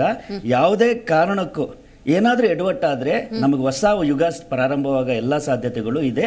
ನೋಡಿ, ಇನ್ನೊಂದು ಉತ್ತರ ನಾನು ನಿಮ್ಗೆ ಹೇಳ್ತೀನಿ. ನಾವೆಲ್ಲ ಚಿಕ್ಕವರಿದ್ದಾಗ ವಿನೋದ್ ಕಾಂಬ್ಳಿ ಅಂತ ಒಬ್ಬ ಪ್ಲೇಯರ್ ಇದ್ದ. ಅವನು ಇಂಡಿಯಾ ಟೀಮಿಗೆ ಬರೋಕ್ಕಿಂತ ಮೊದಲು ಆಂಕರ್ ಅಂತ ಒಂದು ಕಂಪನಿ ಅವನಿಗೆ ಅಡ್ವರ್ಟೈಸ್ಮೆಂಟ್ ಕೊಟ್ಟಿತ್ತು. ಹೆಂಗೆ ಅಂದರೆ, ಇವತ್ತೇನು ನಮ್ಮ DK ಶಿವಕುಮಾರ್ ಅವ್ರ ಹೆಸರು ಮುಖ್ಯಮಂತ್ರಿ ಆಗೇ ಹೋಗ್ಬಿಡ್ತಾರೆ ಅಂತ ಹೆಂಗಿತ್ತಲ್ವ, ಅದೇ ರೀತಿ ವಿನೋದ್ ಕಾಂಬ್ಳಿ ಇಂಡಿಯಾ ಟೀಮಿಗೆ ಬಂದ್ಬಿಡ್ತಾನೆ, ತುಂಬ ಚೆನ್ನಾಗಿ ಆಡ್ತಾನೆ, ಸಚಿನ್ ತೆಂಡೂಲ್ಕರ್ ಎಲ್ಲ ರೆಕಾರ್ಡ್ಗಳನ್ನ ಮುರಿತಾನೆ ಅಂತೇಳಿ ಇಂಡಿಯಾ ಟೀಮಿಗೆ ಕೊನೆಗೂ ಬಂದ. ಪರ್ಫಾರ್ಮೆನ್ಸ್ ಮಾಡೋಕ್ಕೆ ಆಗಲಿಲ್ಲ, ಕುಡ್ಕೊಂಡು ರೋಡಲ್ಲಿ ಬಿದ್ದಿದ್ದಾನೆ. ಸೊ ನಾನು ಯಾಕೆ ಹೇಳ್ತಾ ಇದ್ದೀನಿ ಅಂದರೆ, ಯಾವುದೇ ವ್ಯಕ್ತಿ ರಾಜಕೀಯ ಆಗಿರ್ಬೋದು, ಯಾವುದೇ ಇದಕ್ಕಾಗಿರ್ಬೋದು, ನಾಳೆ ದಿನ ಬಂದ್ಬಿಡ್ತಾನೆ, ಏನೋ ಮಾಡ್ತಾನೆ ಅಂತೇಳಿ ತುಂಬ ಅವ್ರ ಮೇಲೆ ಪ್ರೊಜೆಕ್ಷನ್ ಮಾಡಿದಾಗ ಅವರಿಗೆ ತುಂಬ ಒತ್ತಡ ಜಾಸ್ತಿ ಆಗುತ್ತೆ. ಯಾವತ್ತಾದರೂ CM ಆದರೂ ಸಹ DK ಶಿವಕುಮಾರ್ ಅವರು ಈ ಒತ್ತಡಗಳಲ್ಲಿ ಕೆಲಸ ಮಾಡೋಕ್ಕಾಗೋದಿಲ್ಲ. ಸೊ ನಾನಿವತ್ತೇನು ಹೇಳ್ತೀನಿ ಅಂದರೆ, ನೀವು ನಿಜವಾಗ್ಲೂ CM ಆಗಬೇಕು ಅಂತ ಇದ್ದರೆ ಸುಮಾರು ದಿನಗಳ ಕಾಲ ನೀವು ಬಾಯಿ ಮುಚ್ಕೊಂಡಿರಬೇಕು. ಮಾಧ್ಯಮಗಳಲ್ಲಿ ಬಂದು ಇಲ್ಲ ಸಲ್ಲದ ರೀತಿಯಲ್ಲಿ ಮಾತಾಡೋದಾಗಲಿ, ಈಗಾಗಲೇ ನೋಡಿದ್ದೀವಿ. ನೀವೇನು ಹಾಸನದಲ್ಲಿ ಅವರಿಬ್ಬರ ಪ್ರಾರಂಭ ಇದಾದಾಗಲೂ DK ಶಿವಕುಮಾರ್ ಅವರೇ ಮುಂದೆ ಬಂದು ಮಾತಾಡ್ತಾರೆ. ನಾನು ರಾಜಕೀಯವಾಗಿ ಏನು ಹೇಳ್ತಾ ಇದ್ದೀನಿ ಅಂದರೆ, ಸ್ವಲ್ಪ ಹದ್ದು ಬಸ್ತಲ್ಲಿದ್ದು ನಿಮ್ಮ ಒಳಗಿರುವ ಗೆಳೆಯರನ್ನ ಸ್ವಲ್ಪ ಹದ್ದು ಬಸ್ತಲ್ಲಿ ಇಟ್ಕೊಂಡ್ರೆ ಮುಂದಿನ ಟರ್ಮಲ್ಲಿ ಆದರೂ ಸಹ ನೀವು ಮುಖ್ಯಮಂತ್ರಿ ಆಗ್ಬೋದೇನೋ. ಇವತ್ತು ಸ್ವಲ್ಪ ದೂರ ನಿಂತ್ಕೊಳ್ಳಿ ಅಂತ ಹೇಳ್ತಾ ಇದ್ದೀನಿ. ರೈಟ್. ಶಾಬಾಜ್ ಅವರೇ, ಹೊರಗಡೆ ಜನ ನೋಡ್ಬೇಕಾದ್ರೆ ಸಿದ್ದರಾಮಯ್ಯನವರು DCM DK ಶಿವಕುಮಾರ್ ಅಂದಾಗ ಜೊತೆಗೆ ಕಾಣಿಸ್ಕೊಳ್ತಾರೆ. ಪೋಸ್ ಕೊಡೋದೇನೋ, ಜೋಡೆತ್ತುಗಳ ಜೊತೆ ನಿಂತ್ಕೊಳ್ಳೋದೇನೋ. ನಂಗೆ ಈಗಲೂ ನೆನಪಿದೆ, ಗೃಹಲಕ್ಷ್ಮಿ ಇನಾಗ್ರೇಷನ್ ಟೈಮಲ್ಲಿ ಚಾಮುಂಡೇಶ್ವರಿ ಬೆಟ್ಟದಲ್ಲಿ ನಮ್ಮನ್ನ ಯಾರೇ ಬಿಡಿಸೋದಕ್ಕೆ ಪ್ರಯತ್ನ ಮಾಡಿದ್ರು ಕೂಡ ನಾವು ಜೊತೆಯಾಗಿರ್ತೀವಿ. ಇದರ ನಡುವೆ ಇವತ್ತು ಕುಮಾರಸ್ವಾಮಿ ಅವರು ಹೇಳಿರೋ ಸ್ಟೇಟ್ಮೆಂಟ್ ಇದೆಯಲ್ಲ, ಈ ಟೈಮಿಗೆ ಕರೆಕ್ಟಾಗಿ ಸಿದ್ದರಾಮಯ್ಯನವರ ಕ್ಲೀನ್ ಇಮೇಜ್ ಅನ್ನ ಡ್ಯಾಮೇಜ್ ಮಾಡೋ ಪ್ರಯತ್ನ ಆ ಪಕ್ಷದಿಂದನೇ ಆಗ್ತಿದೆ ಅನ್ನೋದಿದೆಯಲ್ಲ, ವೆರಿ ಶಾಕಿಂಗ್. ಇಲ್ಲ, ಒಂದು ಏನಾಗುತ್ತೆ ಅಂದರೆ, ಈ ರಾಜ್ಯದ ಸಮಸ್ಯೆ ಇದು ರೈತರ ಸಮಸ್ಯೆ ಅಂತ ಬಂದಾಗ ಮೊದಲ ಯಾರಾದರೂ ಒಂದು ವ್ಯಕ್ತಿ ನಮಗೆ ನೆನಪಿಗೆ ಬರ್ತಾರೆ ಅಂದರೆ ಅದು HD ದೇವೇಗೌಡರು. ಏನಕ್ಕಂದ್ರೆ ಈ ನಾಡು ಒಂದು ಅಪಾರವಾದ ಭರವಸೆ ಇಟ್ಕೊಂಡು ಅವರ ಮೇಲೆ ಈ ರಾಜ್ಯದ ಪ್ರಧಾನಮಂತ್ರಿ, ಈ ದೇಶದ ಪ್ರಧಾನಮಂತ್ರಿ ಆಗಕ್ಕೆ ಅವಕಾಶ ಮಾಡಿಕೊಟ್ಟವರು. ಯಾರಿಗೆ? ದೇವೇಗೌಡರಿಗೆ. ಇದೇ ಅವಕಾಶವನ್ನ ನೆನಪಲ್ಲಿ ಇಟ್ಕೊಂಡು ಜನಗಳು ನಮ್ಮ ಹೊಳೆನರಸೀಪುರದಿಂದ, ಹಾಸನ ಡಿಸ್ಟಿಕ್ ಇಂದ ಒಬ್ಬ ರೈತಾಪಿ ಕುಟುಂಬದಿಂದ ಹೋಗಿ ಈ ದೇಶದ ಪ್ರಧಾನಿ ಆದ್ರಲ್ಲ ಅಂತ ಇಡೀ ರಾಜ್ಯಕ್ಕೆ ಒಂದು ಹೆಮ್ಮೆ ತರುವಂತ ಒಂದು ವಿಷಯ ಆಗಿತ್ತು. ಅದೇ JDS ಬರ್ತಾ ಬರ್ತಾ ಬರ್ತಾ ಯಾವ ಮಟ್ಟಕ್ಕೆ ಹೋಯ್ತು ಅಂದ್ರೆ ವಿಕೃತ ಕಾಮಿ ಉಮೇಶ್ ರೆಡ್ಡಿ ಶಿಷ್ಯಂದಿರು ಇವರು ಅನ್ನೋ ರೀತಿಲಿ ಹೋಗ್ಬಿಡ್ತು. ಇವತ್ತು ಏನ್ ನಡೀತಾ ಇದೆ ಮೂಡ ಅನ್ನೋ ಪ್ರಕಾರ ಎಲ್ಲರೂ ಕೂಡ ಚರ್ಚೆ ನಡೆಸ್ತಾ ಇದ್ದೀವಿ, ಅದ್ರ ಬಗ್ಗೆ ವಿಚಾರವಾಗಿ ಮಾತಾಡ್ತಾ ಇದ್ದೀವಿ. CM ಸಿದ್ದರಾಮಯ್ಯಕ್ಕೆ ಎಲ್ಲೋ DK ಶಿವಕುಮಾರ್ ಅವರೇ ಅವ್ರ ಪಕ್ಷದವ್ರಿಗೆ ಇದ್ ಮಾಡ್ಕೊಟ್ಟವ್ರೆ, ಇನ್ ಮುಂದೆ ಬೆಳೆಯಕ್ಕೋಸ್ಕರ ಇವರು CM ಆಗಕ್ಕೋಸ್ಕರ ಅಂತ. CM ಆಗೋದು ಎಲ್ಲರ ಕನ್ಸಿರುತ್ತೆ. ಈಗ ನೀವು ಹೋಗ್ಬಿಟ್ಟು BZ ಜಮೀರ್ ಅಹಮದ್ ಖಾನ್ ಅವ್ರಿಗೆ ಕೇಳಿದ್ರು, ನಮಗೂ ಒಂದು ಮುಸಲ್ಮಾನರು ಮುಖ್ಯಮಂತ್ರಿ ಬೇಕು, ಅದು ಯಾರಾಗ್ತಾರೆ ಅಂದ್ರೆ BZ ಜಮೀರ್ ಅಹಮದ್ ಖಾನ್ ಅಂತ ನಾವು ವಿರೋಧ ಪಕ್ಷದಲ್ಲಿ ಇದ್ರೂ ಕೂಡ ನಾವು ಹೇಳ್ತೀವಿ. ಬಟ್ ಏನಾಗುತ್ತೆ, ಈಗ ಸಮಸ್ಯೆ ಏನಾಗಿದೆ ಅಂದ್ರೆ, ಇವತ್ತು ಕುಮಾರಸ್ವಾಮಿ ಅವರು ಏನು ಸ್ಟೇಟ್ಮೆಂಟ್ ಕೊಟ್ಟವ್ರಲ್ಲ, ಈ ಸ್ಟೇಟ್ಮೆಂಟ್ ತಂದಾಕೋ ಕೆಲಸ ಮಾಡಿದೆ. ಇದೇ ಕುಮಾರಸ್ವಾಮಿ, ನಾನು ಕೂಡ ಎಲೆಕ್ಷನ್ ನಿಂತ್ಕೊಂಡಾಗ ಇವ್ರ ಜೊತೆ ನಾನು 2-3 ನಂಬರ್ ಅಲ್ಲಿದ್ದೆ. ಅಲ್ಲಿ ಚನ್ನಪಟ್ಟಣಕ್ಕೆ ನಾನು ಎಲೆಕ್ಷನ್ ಕಂಟೆಸ್ಟ್ ಮಾಡಿದಾಗ ನನ್ನ ಹೆಸರು CM ಶಾಬಾಸ್ ಖಾನ್ ಅಂತ ಹೇಳಿದ ತಕ್ಷಣ ಎಲ್ಲಾ ಮುಸಲ್ಮಾನರು ನನಗೆ ಓಟ್ ಹಾಕ್ಬಿಡ್ತಾರಂತ 8ನೇ ನಂಬರ್ ಅಲ್ಲಿ ಹಾಕ್ಸಿದ್ರು ಇವರು, ROಗೆ ರೆಕಮೆಂಡ್ ಮಾಡಿ. ಆಮೇಲೆ ಇದನ್ ಮಾಡದೆ ನನ್ನ ಮೇಲೆ ಪೊಲೀಸ್ನವರೆಲ್ಲ ಬಿಟ್ಟು ಅಟ್ಯಾಕ್ ಮಾಡಿಸಿ, ಯಾಕಂದ್ರೆ ನಾವು ಇವ್ರ ಪಕ್ಷಕ್ಕೆ ದುಡ್ದವ್ರು, ನಾವು ಹಾಸನ ಹೊಳೆನರಸೀಪುರದಿಂದ ಬಂದವರು. ಇವತ್ತು ನಮ್ಗೆ ನಾಚಿಕೆ ಆಗುತ್ತೆ, ಯಾಕಂದ್ರೆ ಈ ವಿಕೃತ ಕಾಮಿ ಕೆಲಸಗಳಲ್ಲಿ ಆರೋಪಿಗಳು ಇವರಲ್ಲ. ಏನಕ್ಕಂದ್ರೆ ಫ್ಯಾಮಿಲಿ ಕುಟುಂಬದಿಂದ ಇವರು ತಂದು ಹಾಕೋ ಕೆಲಸವನ್ನು ಮಾಡೋದು. ಯಾಕಂದ್ರೆ ಇವ್ರಿಗೆ ಅಧಿಕಾರ ಕೊಡಲ್ಲ. ಈಗ ಇನ್ ಜೀವನ ಪೂರ್ತಿ ಯಾವುದು ನಮ್ಮ ಮುಸಲ್ಮಾನರು ಎಲ್ಲರೂ ಕೂಡ JDS ಬಿಟ್ರು. ಏನಕ್ಕೆ ಬಿಟ್ರು? ಇವ್ರ ಮಾತುಕತೆ ಕೇಂದ್ರ ಸಚಿವರಾಗಿದ್ದಾರೆ. ನೀವು ಹೇಳೋ ಕೇಂದ್ರ ಸಚಿವರಾಗೋದು ಮೋದಿ ಅವರ ನೇತೃತ್ವದಲ್ಲಿ, ಅದು ಬೇರೆ ಪ್ರಶ್ನೆ. ಈ ರಾಜ್ಯದಲ್ಲಿ ಅವ್ರ ಮಕ ತಗೊಂಡು ಏನು ಮಾಡಕ್ಕಾಗಲ್ಲ. ಇದೇ ಕುಮಾರಸ್ವಾಮಿ ನಮ್ಮನ್ನ ಕೈಕಾಲು ಹಿಡಿತಾರೆ. ಯಾವಾಗ ಆಖಿಲ್ ಶಾಹಿ ದರ್ಗಾದವ್ರನ್ನ ನಮ್ಗೆ ಕರೆದ್ಬಿಟ್ಟು ಚನ್ನಪಟ್ಟಣದವ್ರಿಗೆ ಮುಸಲ್ಮಾನರು ಓಟ್ ಆಗ ಹಾಳಾಗ್ಬಿಡುತ್ತೆ, ನೀವೆಲ್ಲ ಸಪೋರ್ಟ್ ಮಾಡಿ ಅಂತ ಹೇಳಿ ನಮ್ಮನ್ನ ಕಾಲಕ್ಕೆ ಬಿದ್ದ ಕುಮಾರಸ್ವಾಮಿ ಇವತ್ತು ಹೋಗಿ ಚನ್ನಪಟ್ಟಣವನ್ನು ಆಲ್ಮೋಸ್ಟ್ ಎಲ್ಲ ದೋಚ್ಬಿಟ್ಟಿದ್ದಾರೆ. ಅಲ್ಲಿ ಈಗ ಬಿಜೆಪಿಗೆ ಬಿಟ್ಕೊಡ್ತೀನಿ ಅಂತ ಇದ್ದಾರೆ. ಇದನ್ನೆಲ್ಲ ಮಾಡಿ ಇವಾಗ ಹೋಗಿ ಅಲ್ಲಿಂದ ಕೇಂದ್ರ ಸಚಿವರಾಗಿ ಇವತ್ತು ಸ್ಟೇಟ್ಮೆಂಟ್ ಕೊಟ್ಟವ್ರೆ. ನೋಡಿ, ನಮ್ಗೆ ಆ ಆಸ್ತಿ ವಿಚಾರದಲ್ಲಿ ಸಿಟ್ಟಿದೆ ಸಿದ್ದರಾಮಯ್ಯ ಅವರ ಮೇಲೆ. ಅವರು ಪ್ರತಿಕ್ರಿಯೆ ಕೊಡ್ತಾ ಇಲ್ಲ. 62 ಕೋಟಿ ರೂಪಾಯಿ ಅದು ಆಸ್ತಿ, ಅದು ಹೆಂಗೆ ಅಂತ ಮಾಡಿ ಮೂಡ ಪ್ರಕರಣದಲ್ಲಿ ಮೂಡ ಬಂದಾಗ ಮಾಡೋರೆ ಆಫೀಸರ್ಗಳನ್ನ. ಅದಕ್ಕೆ ಏನಿದೆ ತನಿಖೆ ನಡೆಸಿ ಇದ್ ಮಾಡ್ಲಿ. ಈ ಕುಮಾರಸ್ವಾಮಿ ಅವರು ಸ್ಟೇಟ್ಮೆಂಟ್ ಕೊಟ್ಟವ್ರಲ್ಲ, ಮುಖ್ಯವಾಗಿ ಏನು ನಾವು ಸಿದ್ದರಾಮಯ್ಯನವರನ್ನ ತೆಗೆದು DK ಶಿವಕುಮಾರ್ ಅವರು ಮುಖ್ಯಮಂತ್ರಿ ಆಗ್ಬೇಕು ಅನ್ನೋದು, ಇದು ಇವರು ತಂದಿಡೋ ಅಂತ ಕೆಲಸ ಮಾಡಿದ್ರು. ಇವ್ರು ಫಿಟ್ಟಿಂಗ್ ಗಿರಾಕಿಗಳು ಇವರು. ಏನಕ್ಕಂದ್ರೆ ಇವ್ರು ಫಿಟ್ಟಿಂಗ್ ಇಡೋದೇ ಇವ್ರದ್ ಕೆಲಸ. ಇವಾಗ ಈ ನಾಡಿನ ಜನಗಳಿಗೆ ಗೊತ್ತಾಗ್ತಾ ಇರೋದು. Right, got it. ಗೋವಿಂದರಾಜ್ ಅವರೇ, ಇದು ತಂದಿಟ್ಟು ತಮಾಷೆ ನೋಡ್ತಿರೋದು ಅಂತ ಅನಿಸ್ತಾ ಇದೆಯಾ, ಅಥವಾ ಬೆಂಕಿ ಇಲ್ಲದೆ ಹೊಗೆ ಆಡತ್ತ ಅಂತ ಹೇಳಿ ಅಸಲಿಗಿರುವಂತ ಕಾಂಗ್ರೆಸ್ನ ಸಮಸ್ಯೆಯನ್ನ HD ಕುಮಾರಸ್ವಾಮಿ ಅವರು ಹೇಳಿದ್ದಾರೆ ಅಂತಾನೆ? ನೋಡಿ ಮೇಡಮ್, ನಾವು ಇದರಲ್ಲಿ 2 ಭಾಗವಾಗಿ ನೋಡಬೇಕು. ಒಂದು, ಕಾಂಗ್ರೆಸ್ನಲ್ಲಿ ನಡೀತಾ ಇರತಕ್ಕಂಥ ಆಂತರಿಕ ಗುದ್ದಾಟ, ಇದು ನಿನ್ನೆ ಮೊನ್ನೆದೇನಲ್ಲ. ಚುನಾವಣೆ ಪೂರ್ವದಿಂದ ನಾನೇ CM ಕ್ಯಾಂಡಿಡೇಟ್ ಅನೌನ್ಸ್ ಆಗಬೇಕು ಅನ್ನೋ ಒಂದು ವಿಚಾರ ನಡೀತಲೇ ಬಂತು. ಅದಾದ ನಂತರ DK ಶಿವಕುಮಾರ್ ಒಬ್ಬರೇ DCM ಆಗಿದ್ದಾರೆ ಅಂತ ಹೇಳ್ಬಿಟ್ಟು ಸಿದ್ದರಾಮಯ್ಯವ್ರ ಸುತ್ತಮುತ್ತ ಇರ್ತಕ್ಕಂಥ ಬಣ ಏನಿದೆ, DK ಶಿವಕುಮಾರ್ನ ಕುಗ್ಗಿಸ್ಬೇಕಂತ ಹೇಳ್ಬಿಟ್ಟು ಇನ್ನೂ 4 DCM ಜಾಸ್ತಿ ಮಾಡಿ ಅಂತ ಹೇಳ್ಬಿಟ್ಟು, ಅದು ಜಾತಿವಾರು ಕೊಡಿ ಅಂತ ಹೇಳ್ಬಿಟ್ಟು ಮನವಿ ಮಾಡೋದಕ್ಕೆ ಮತ್ತೆ ಅದನ್ನ ಚರ್ಚೆಗೆ ತರೋದಕ್ಕೆ ಮುನ್ನೆಲೆ ತಂದೇ ಬಿಟ್ರದು. ಆ ಒಂದು ವಿಚಾರದಲ್ಲಿ ಇದು ಹಗ್ಗ ಜಗ್ಗಾಟ ನಡೀತಲೇ ಇದೆ. ಮಿನಿಸ್ಟ್ರುಗಳ ಮೇಲೆ ಸೇರ್ತಲೇ ಇರ್ತಾರೆ. ಹುದ್ದೆ ಮುದ್ದೆ, DCM ಮುದ್ದೆ ಇದೇ ರೀತಿ ಚರ್ಚೆಗಳು ಆಗ್ತಲೇ ಬಂದಿದೆ. ಸೊ ಅದು ಆ ಪಕ್ಷದ ತೀರ್ಮಾನ. ಯಾರನ್ನ ಮಾತೆತ್ತಿರುವ ಹೈಕಮಾಂಡ್ ಅಂತಾರೆ. ಹೈಕಮಾಂಡಿಗೆ ಗೊತ್ತೇ ಇಲ್ಲ ಎಲ್ಲಿ ನಡೀತಾ ಇದೆ ಅನ್ನೋದು ವಿಚಾರ. ಯಾರಿಗೆ ಬೇಕಾದ್ರೂ ರೋಡಲ್ಲಿ ನಿಂತ್ಕೊಂಡು ಚರ್ಚೆ ಮಾಡ್ಬೋದು ಅನ್ನೋದು ಕಾಂಗ್ರೆಸ್ನಲ್ಲಿ ನೋಡಿ ಕಲಿಬೋದು. ಸೊ ಆ ರೀತಿ ಒಂದು ಹಗ್ಗ ಜಗ್ಗಾಟ ನಡೀತಾ ಇದೆ, ನಡೀಲಿ. ಆದರೆ ಇಲ್ಲಿ ವಿಚಾರ ಇರ್ತಕ್ಕಂಥದ್ದು ಮೇಡಮ್, ಮೈಸೂರಿನಲ್ಲಿ ಸುಮಾರು 3 ಎಕರೆ 5 ಗುಂಟೆ ಏನು ಮೂಡಾಗೆ ಅಕ್ವಿಷನ್ ಆಗುತ್ತಲ್ಲ, ಅಕ್ವಿಷನ್ ಆದರೆ 50% ಅನುಪಾತದಲ್ಲಿ ವಾಪಸ್ ಪಡೆಯುವಂಥದ್ದು ಎಲ್ಲ ರೈತರ ಹಕ್ಕದು. ಅದು ಸಾಮಾನ್ಯ ರೈತರಿರ್ಬೋದು, ಯಾರೇ ದೊಡ್ಡ ರೈತರಿರ್ಬೋದು. ಸೊ ಇಲ್ಲಿ ಆಗಿರ್ತಕ್ಕಂಥ ಘಟನೆ ಏನು ಅಂದರೆ, ನಾವು ಎಲ್ಲೋ ಒಂದು ಕಡೆ ಬಿಡದಿಯಿಂದ ಆಚೆ ನಮ್ಮ ಜಮೀನು ಅಕ್ವೈರ್ ಮಾಡ್ಕೊಂಡ್ರೆ BDA-ನವರು ನಾವು ಅದೇ ಜಾಗದಲ್ಲಿ ಪಡಿಬೇಕು ಅಂತ ನಮ್ಗೆ ಇರ್ತಕ್ಕಂಥದ್ದು ನಿಯಮಗಳು, ಸರ್ಕಾರದ ನಿಯಮಗಳು. ನಾನು ಬಂದ್ಬಿಟ್ಟು ಅದನ್ನ ಆಲ್ಟರ್ನೇಟ್ ಆಗಿ ಎಲ್ಲೋ ಒಂದ್ ಕಡೆ ಸದಾಶಿವನಗರದಲ್ಲ ಡಾಲರ್ಸ್ ಕಾಲೋನಿ ಅದನ್ನ ಕ್ಲೈಮ್ ಮಾಡ್ತೀನಿ ಅಂದ್ರೆ ಇದು ಯಾವುದೇ ಕಾರಣಕ್ಕೂ ಸಾಧ್ಯನೇ ಇಲ್ಲ, ಇಂಪಾಸಿಬಲ್. ಆದ್ರೆ ಮೈಸೂರು ಅಂತ ನಗರದಲ್ಲಿ ದೇವನೂರು ಅಂತ ಬಡಾವಣೆಗೆ ಇವ್ರ ಜಮೀನು ಹೋಗುತ್ತೆ 3 ಎಕರೆ 5 ಗುಂಟೆ. ಅದರ ಬದಲಾಗಿ ಸುಮಾರು 36,753 ಸ್ಕ್ವೇರ್ ಫೀಟ್ ಜಾಗ ಅದು. ಸೊ ಬದಲಿ ನಿವೇಶನ ಆಗಿ ಇವರು ವಿಜಯನಗರದ ಅಂತ ನಗರ ಇದರಲ್ಲಿ ಸುಮಾರು 15ರಿಂದ ಈಗ ಸಿದ್ದರಾಮಯ್ಯನವ್ರು ಹೇಳಿರೋ ಪ್ರಕಾರ ಇದು ಒಟ್ಟು ಸೈಟ್ ಬೇಡಪ್ಪ ನನ್ಗೆ 59ರಿಂದ 60 ಕೋಟಿ ಆಗ್ಬಿಡುತ್ತೆ ಕೊಟ್ಬಿಡಿ ಅಂತಂದ್ರೆ ಇದು ಸಾಮಾನ್ಯ ರೈತಂಗೂ ಅಪ್ಲೈ ಆಗ್ಬೇಕಲ್ವ ಈ ರೀತಿಯ ಭಾಷೆ. ನಾನು ಯಾಕೆ ಅಂತ ಹೇಳ್ತಾ ಇರೋದು ಮೇಡಮ್, ಇದು ಹಂಚಿಕೆ ಆಗಿರೋ ಪತ್ರ ಅವತ್ತಿಂದ ಏನು 1 ವರ್ಷದಿಂದ ಕಾನೂನು ಅಡಿಯಲ್ಲಿ ಪ್ರಕ್ರಿಯೆಗಳು ನಡೆದಿತ್ತಲ್ಲ, ಅಲರ್ಟ್ ಆಗಿರೋದು ಬಂದ್ಬಿಟ್ಟು 12/6/2024 ಅಂದ್ರೆ ಕಳೆದ ತಿಂಗಳಾಗಿರ್ತಕ್ಕಂಥದ್ದು. ಅಂದ್ರೆ ಸಿದ್ದರಾಮಯ್ಯನವರು ಈಗ ನಮ್ಮ ಅರ್ಕಾವತಿ ಬಡಾವಣೆ ಇರ್ಬೋದು, ಶಿವರಾಮ್ ಕಾರಂತ್ ಬಡಾವಣೆ ಇರ್ಬೋದು, ಸುಮಾರು 13-14 ವರ್ಷ ಆಗಿದೆ ಅಕ್ವಿಯೇಷನ್ ಆಗಿ, ಇಲ್ಲಿವರೆಗೂ ರೈತರಿಗೆ ಪರಿಹಾರ ಅಂತ ಸಿಕ್ಕಿಲ್ಲ. ನಾನು ಮನವಿ ಮಾಡ್ಕೊಳೋದೇನಂದ್ರೆ, ಇದೇ ಸಿದ್ದರಾಮಯ್ಯನವ್ರು ಮುಖ್ಯಮಂತ್ರಿ ಆಗಿದ್ದೀರಾ, ನೀವಿದೇ ರೀತಿ ಇವತ್ತು ಇರ್ತಕ್ಕಂಥ ರೈತರುಗಳಿಗೆ ಹೋಗಿರ್ತಕ್ಕಂಥ ಬಡಾವಣೆ ಏನಿದೆ ಅವತ್ತು ಬರೀ 80 ಲಕ್ಷ ಫಿಕ್ಸ್ ಮಾಡಿದ್ರಿ. ಅದೇ ರೀತಿ ಇವತ್ತು ಅಲ್ಲಿನ ಬೆಲೆ ಸುಮಾರು 10ರಿಂದ 12 ಕೋಟಿ ಆಗಿದೆ. ನೀವು ಅದರ ಬದಲಾಗಿ ನಿವೇಶನನೇ ಕೊಟ್ಬಿಡಿ. ಸೊ ನಿಮ್ಗೆ ಗೊತ್ತಾಗುತ್ತೆ ಎಲ್ಲ ಸುಮಾರು 13,000 ರೈತರಿಗೆ ಬಹಳ ಅನುಕೂಲ ಆಗಂತ ಅವಕಾಶಗಳು ತುಂಬಾ ಇದೆ. ಆದ್ರೆ ನೀವು ಮಾಡಿರೋದು ನಿಮ್ಮ ಅಧಿಕಾರವನ್ನ ಬಳಸಿ ಕಳೆದ 13 ತಿಂಗಳಿಂದ ಈ ಪ್ರಕ್ರಿಯೆನ ನೀವೇನ ಮಾಡಿ ಆ ಜಮೀನಿಗೆ ಅದ್ಲು ಬದಲಾಗಿ ಏನ್ ತಗೊಬೇಕು ಅನ್ನೋದಿದೆಯಲ್ಲ, ಇದು ನ್ಯಾಯನ ನಿಮ್ಗೆ ಒಪ್ಪುವಂತ ಕೆಲಸ ನೀವು ಮಾಡಿದ್ದೀರಾ? ಯಾಕೆಂದ್ರೆ ಸಾಮಾನ್ಯ ರೈತನ ಜಮೀನು ಇವತ್ತು ದೇವನೂರು ಬಡಾವಣೆಯಲ್ಲಿ ಆಗಿರೋರಿಗೆ ನೀವೆಷ್ಟು ಜನ ಕರ್ಕೊಂಬಂದು ವಿಜಯನಗರ ಅಂತ ಕ್ಷೇತ್ರದಲ್ಲಿ ಏರಿಯಾದಲ್ಲಿ ನೀವು ಸೈಟ್ ಕೊಟ್ಟಿದ್ದೀರಾ? ಆಲ್ಟರ್ನೇಟ್ ಆಗಿ ಇವತ್ತು ಕೇಳ್ತಾ ಇದ್ದೀರಾ ಮೇಡಮ್, 1 ಎಕರೆ ಜಾಗ ಬಂದ್ಬಿಟ್ಟು ದೇವನೂರು ಅಂತ ಬಡಾವಣೆಯಲ್ಲಿ ಮ್ಯಾಕ್ಸಿಮಮ್ 80ರಿಂದ 1,20,00,000 ರೂಪಾಯಿಗೆ ಅಕ್ವಿಷನ್ ಆಗ್ಬೋದು. ಇವತ್ತು ಇವ್ರು ಕೇಳ್ತಾ ಇರೋದು 60 ಕೋಟಿ ಅಂದ್ರೆ 3 ಎಕರೆ 5 ಗುಂಟೆಗೆ ಎಷ್ಟು ಕೋಟಿ ಆಯ್ತಾಗಾದ್ರೆ ಹಬ್ಬಬ್ಬ ಅಂದ್ರೆ ನನಗನ್ನಿಸ್ತದೆ ಇವ್ರದ್ದು 4ರಿಂದ 5 ಕೋಟಿ ರೂಪಾಯಿ ಆಸ್ತಿ ಅದು ಇರ್ತಕ್ಕಂಥದ್ದು. ನೀವು ಆಲ್ಟರ್ನೇಟ್ ಆಗಿ 60 ಕೋಟಿ ಕೇಳ್ತಾ ಇದೀರಿಂದ ಯಾವ ಬೆಲೆ ಆಧಾರದ ಮೇಲೆ ನೀವು ಕೇಳ್ತಾ ಇದ್ದೀರಾ? ಯಾವ ಸರ್ಕಾರಿ ಬೆಲೆ ನೀವು ನಿಗದಿ ಮಾಡ್ತಾ ಇದ್ದೀರಾ? ಅಂದ್ರೆ ನೀವು ಹೇಳೋದು ನೋಡಿದೆ, ನಿಮ್ಮ ಬುದ್ಧಿ ಇವತ್ತು ಈಚೆ ಬರ್ತಾ ಇದೆ ಸನ್ಮಾನ್ಯ ಸಿದ್ದರಾಮಯ್ಯನವರೇ. ಯಾಕೆ ಅಂದ್ರೆ ಒಂದು ದೊಡ್ಡ ಬಡಾವಣೆಯಲ್ಲಿ ನೀವು ಆಲ್ಟರ್ನೇಟ್ ಆಗಿ ನೀವು ಸೈಟ್ಗಳನ್ನ ತಗೊಳ್ತೀರ ಅಂತಂದ್ರೆ ನಿಮ್ಮ ಇದಕ್ಕೆ ಕಾರಣ ನಿಮ್ಮ ಇನ್ಫ್ಲೂಯೆನ್ಸ್, ನಿಮ್ಮ ಅಧಿಕಾರ ದುರುಪಯೋಗ ಮಾಡ್ಕೊಂಡಿರ್ತಕ್ಕಂಥದ್ದು. ಅದೇ ರೀತಿ ಮೇಡಮ್, ಇವತ್ತು ಸಿದ್ದರಾಮಯ್ಯನವರು ಅಧಿಕಾರಕ್ಕೆ ಬಂದಾಗಿಂದ ಈ ರಾಜ್ಯ ಯಾವುದೂ ಅಭಿವೃದ್ಧಿ ಆಗ್ತಾ ಇಲ್ಲ ಅನ್ನೋ ಒಂದು ಸ್ಪಷ್ಟನೆ ಸಿಕ್ಕಿದೆ. ಯಾಕೆಂದ್ರೆ ಪ್ರತಿ ಜಾಗದಲ್ಲೂ ಭ್ರಷ್ಟಾಚಾರ. ಆ ಭ್ರಷ್ಟಾಚಾರದ ಬಗ್ಗೆ ನಿಮ್ಮ ಹತ್ರ ಮಾಹಿತಿ ತಗೊಳ್ತೀನಿ. ಸತ್ಯಪ್ರಕಾಶ್ ಅವರೇ, 135 ಅನ್ನುವಂಥ ಮ್ಯಾಂಡೇಟ್ ಅನ್ನ ಕೊಟ್ಟಿರೋದು ರಾಜ್ಯದ ಜನರನ್ನ ಅಭಿವೃದ್ಧಿಯತ್ತ ತಗೊಂಡು ಹೋಗಿ ಅಂತ ಹೇಳಿ, ಕಷ್ಟದಲ್ಲಿದ್ದಂಥ ಜನರನ್ನ ಮುನ್ನೆಲೆಗೆ ತಗೊಬನ್ನಿ ಅಂತ ಹೇಳಿ, ಮತ್ತು ನೀವು ಗ್ಯಾರಂಟಿ ಯೋಜನೆಗಳು ಅಂತ ತಂದಿದ್ದೀರಲ್ಲ ಅದನ್ನ ಪ್ರತಿಯೊಬ್ಬ ಕಟ್ಟಕಡೆಯ ಫಲಾನುಭವಿಗೆ ತಲುಪಿಸ್ಲಿ ಅಂತ ನೀವೇನು ಕೆಲಸ ಮಾಡ್ತಿದ್ದೀರಾ ಅನ್ನೋದನ್ನ ಜನ ಕೂಡ ನೋಡ್ತಿರ್ತಾರೆ.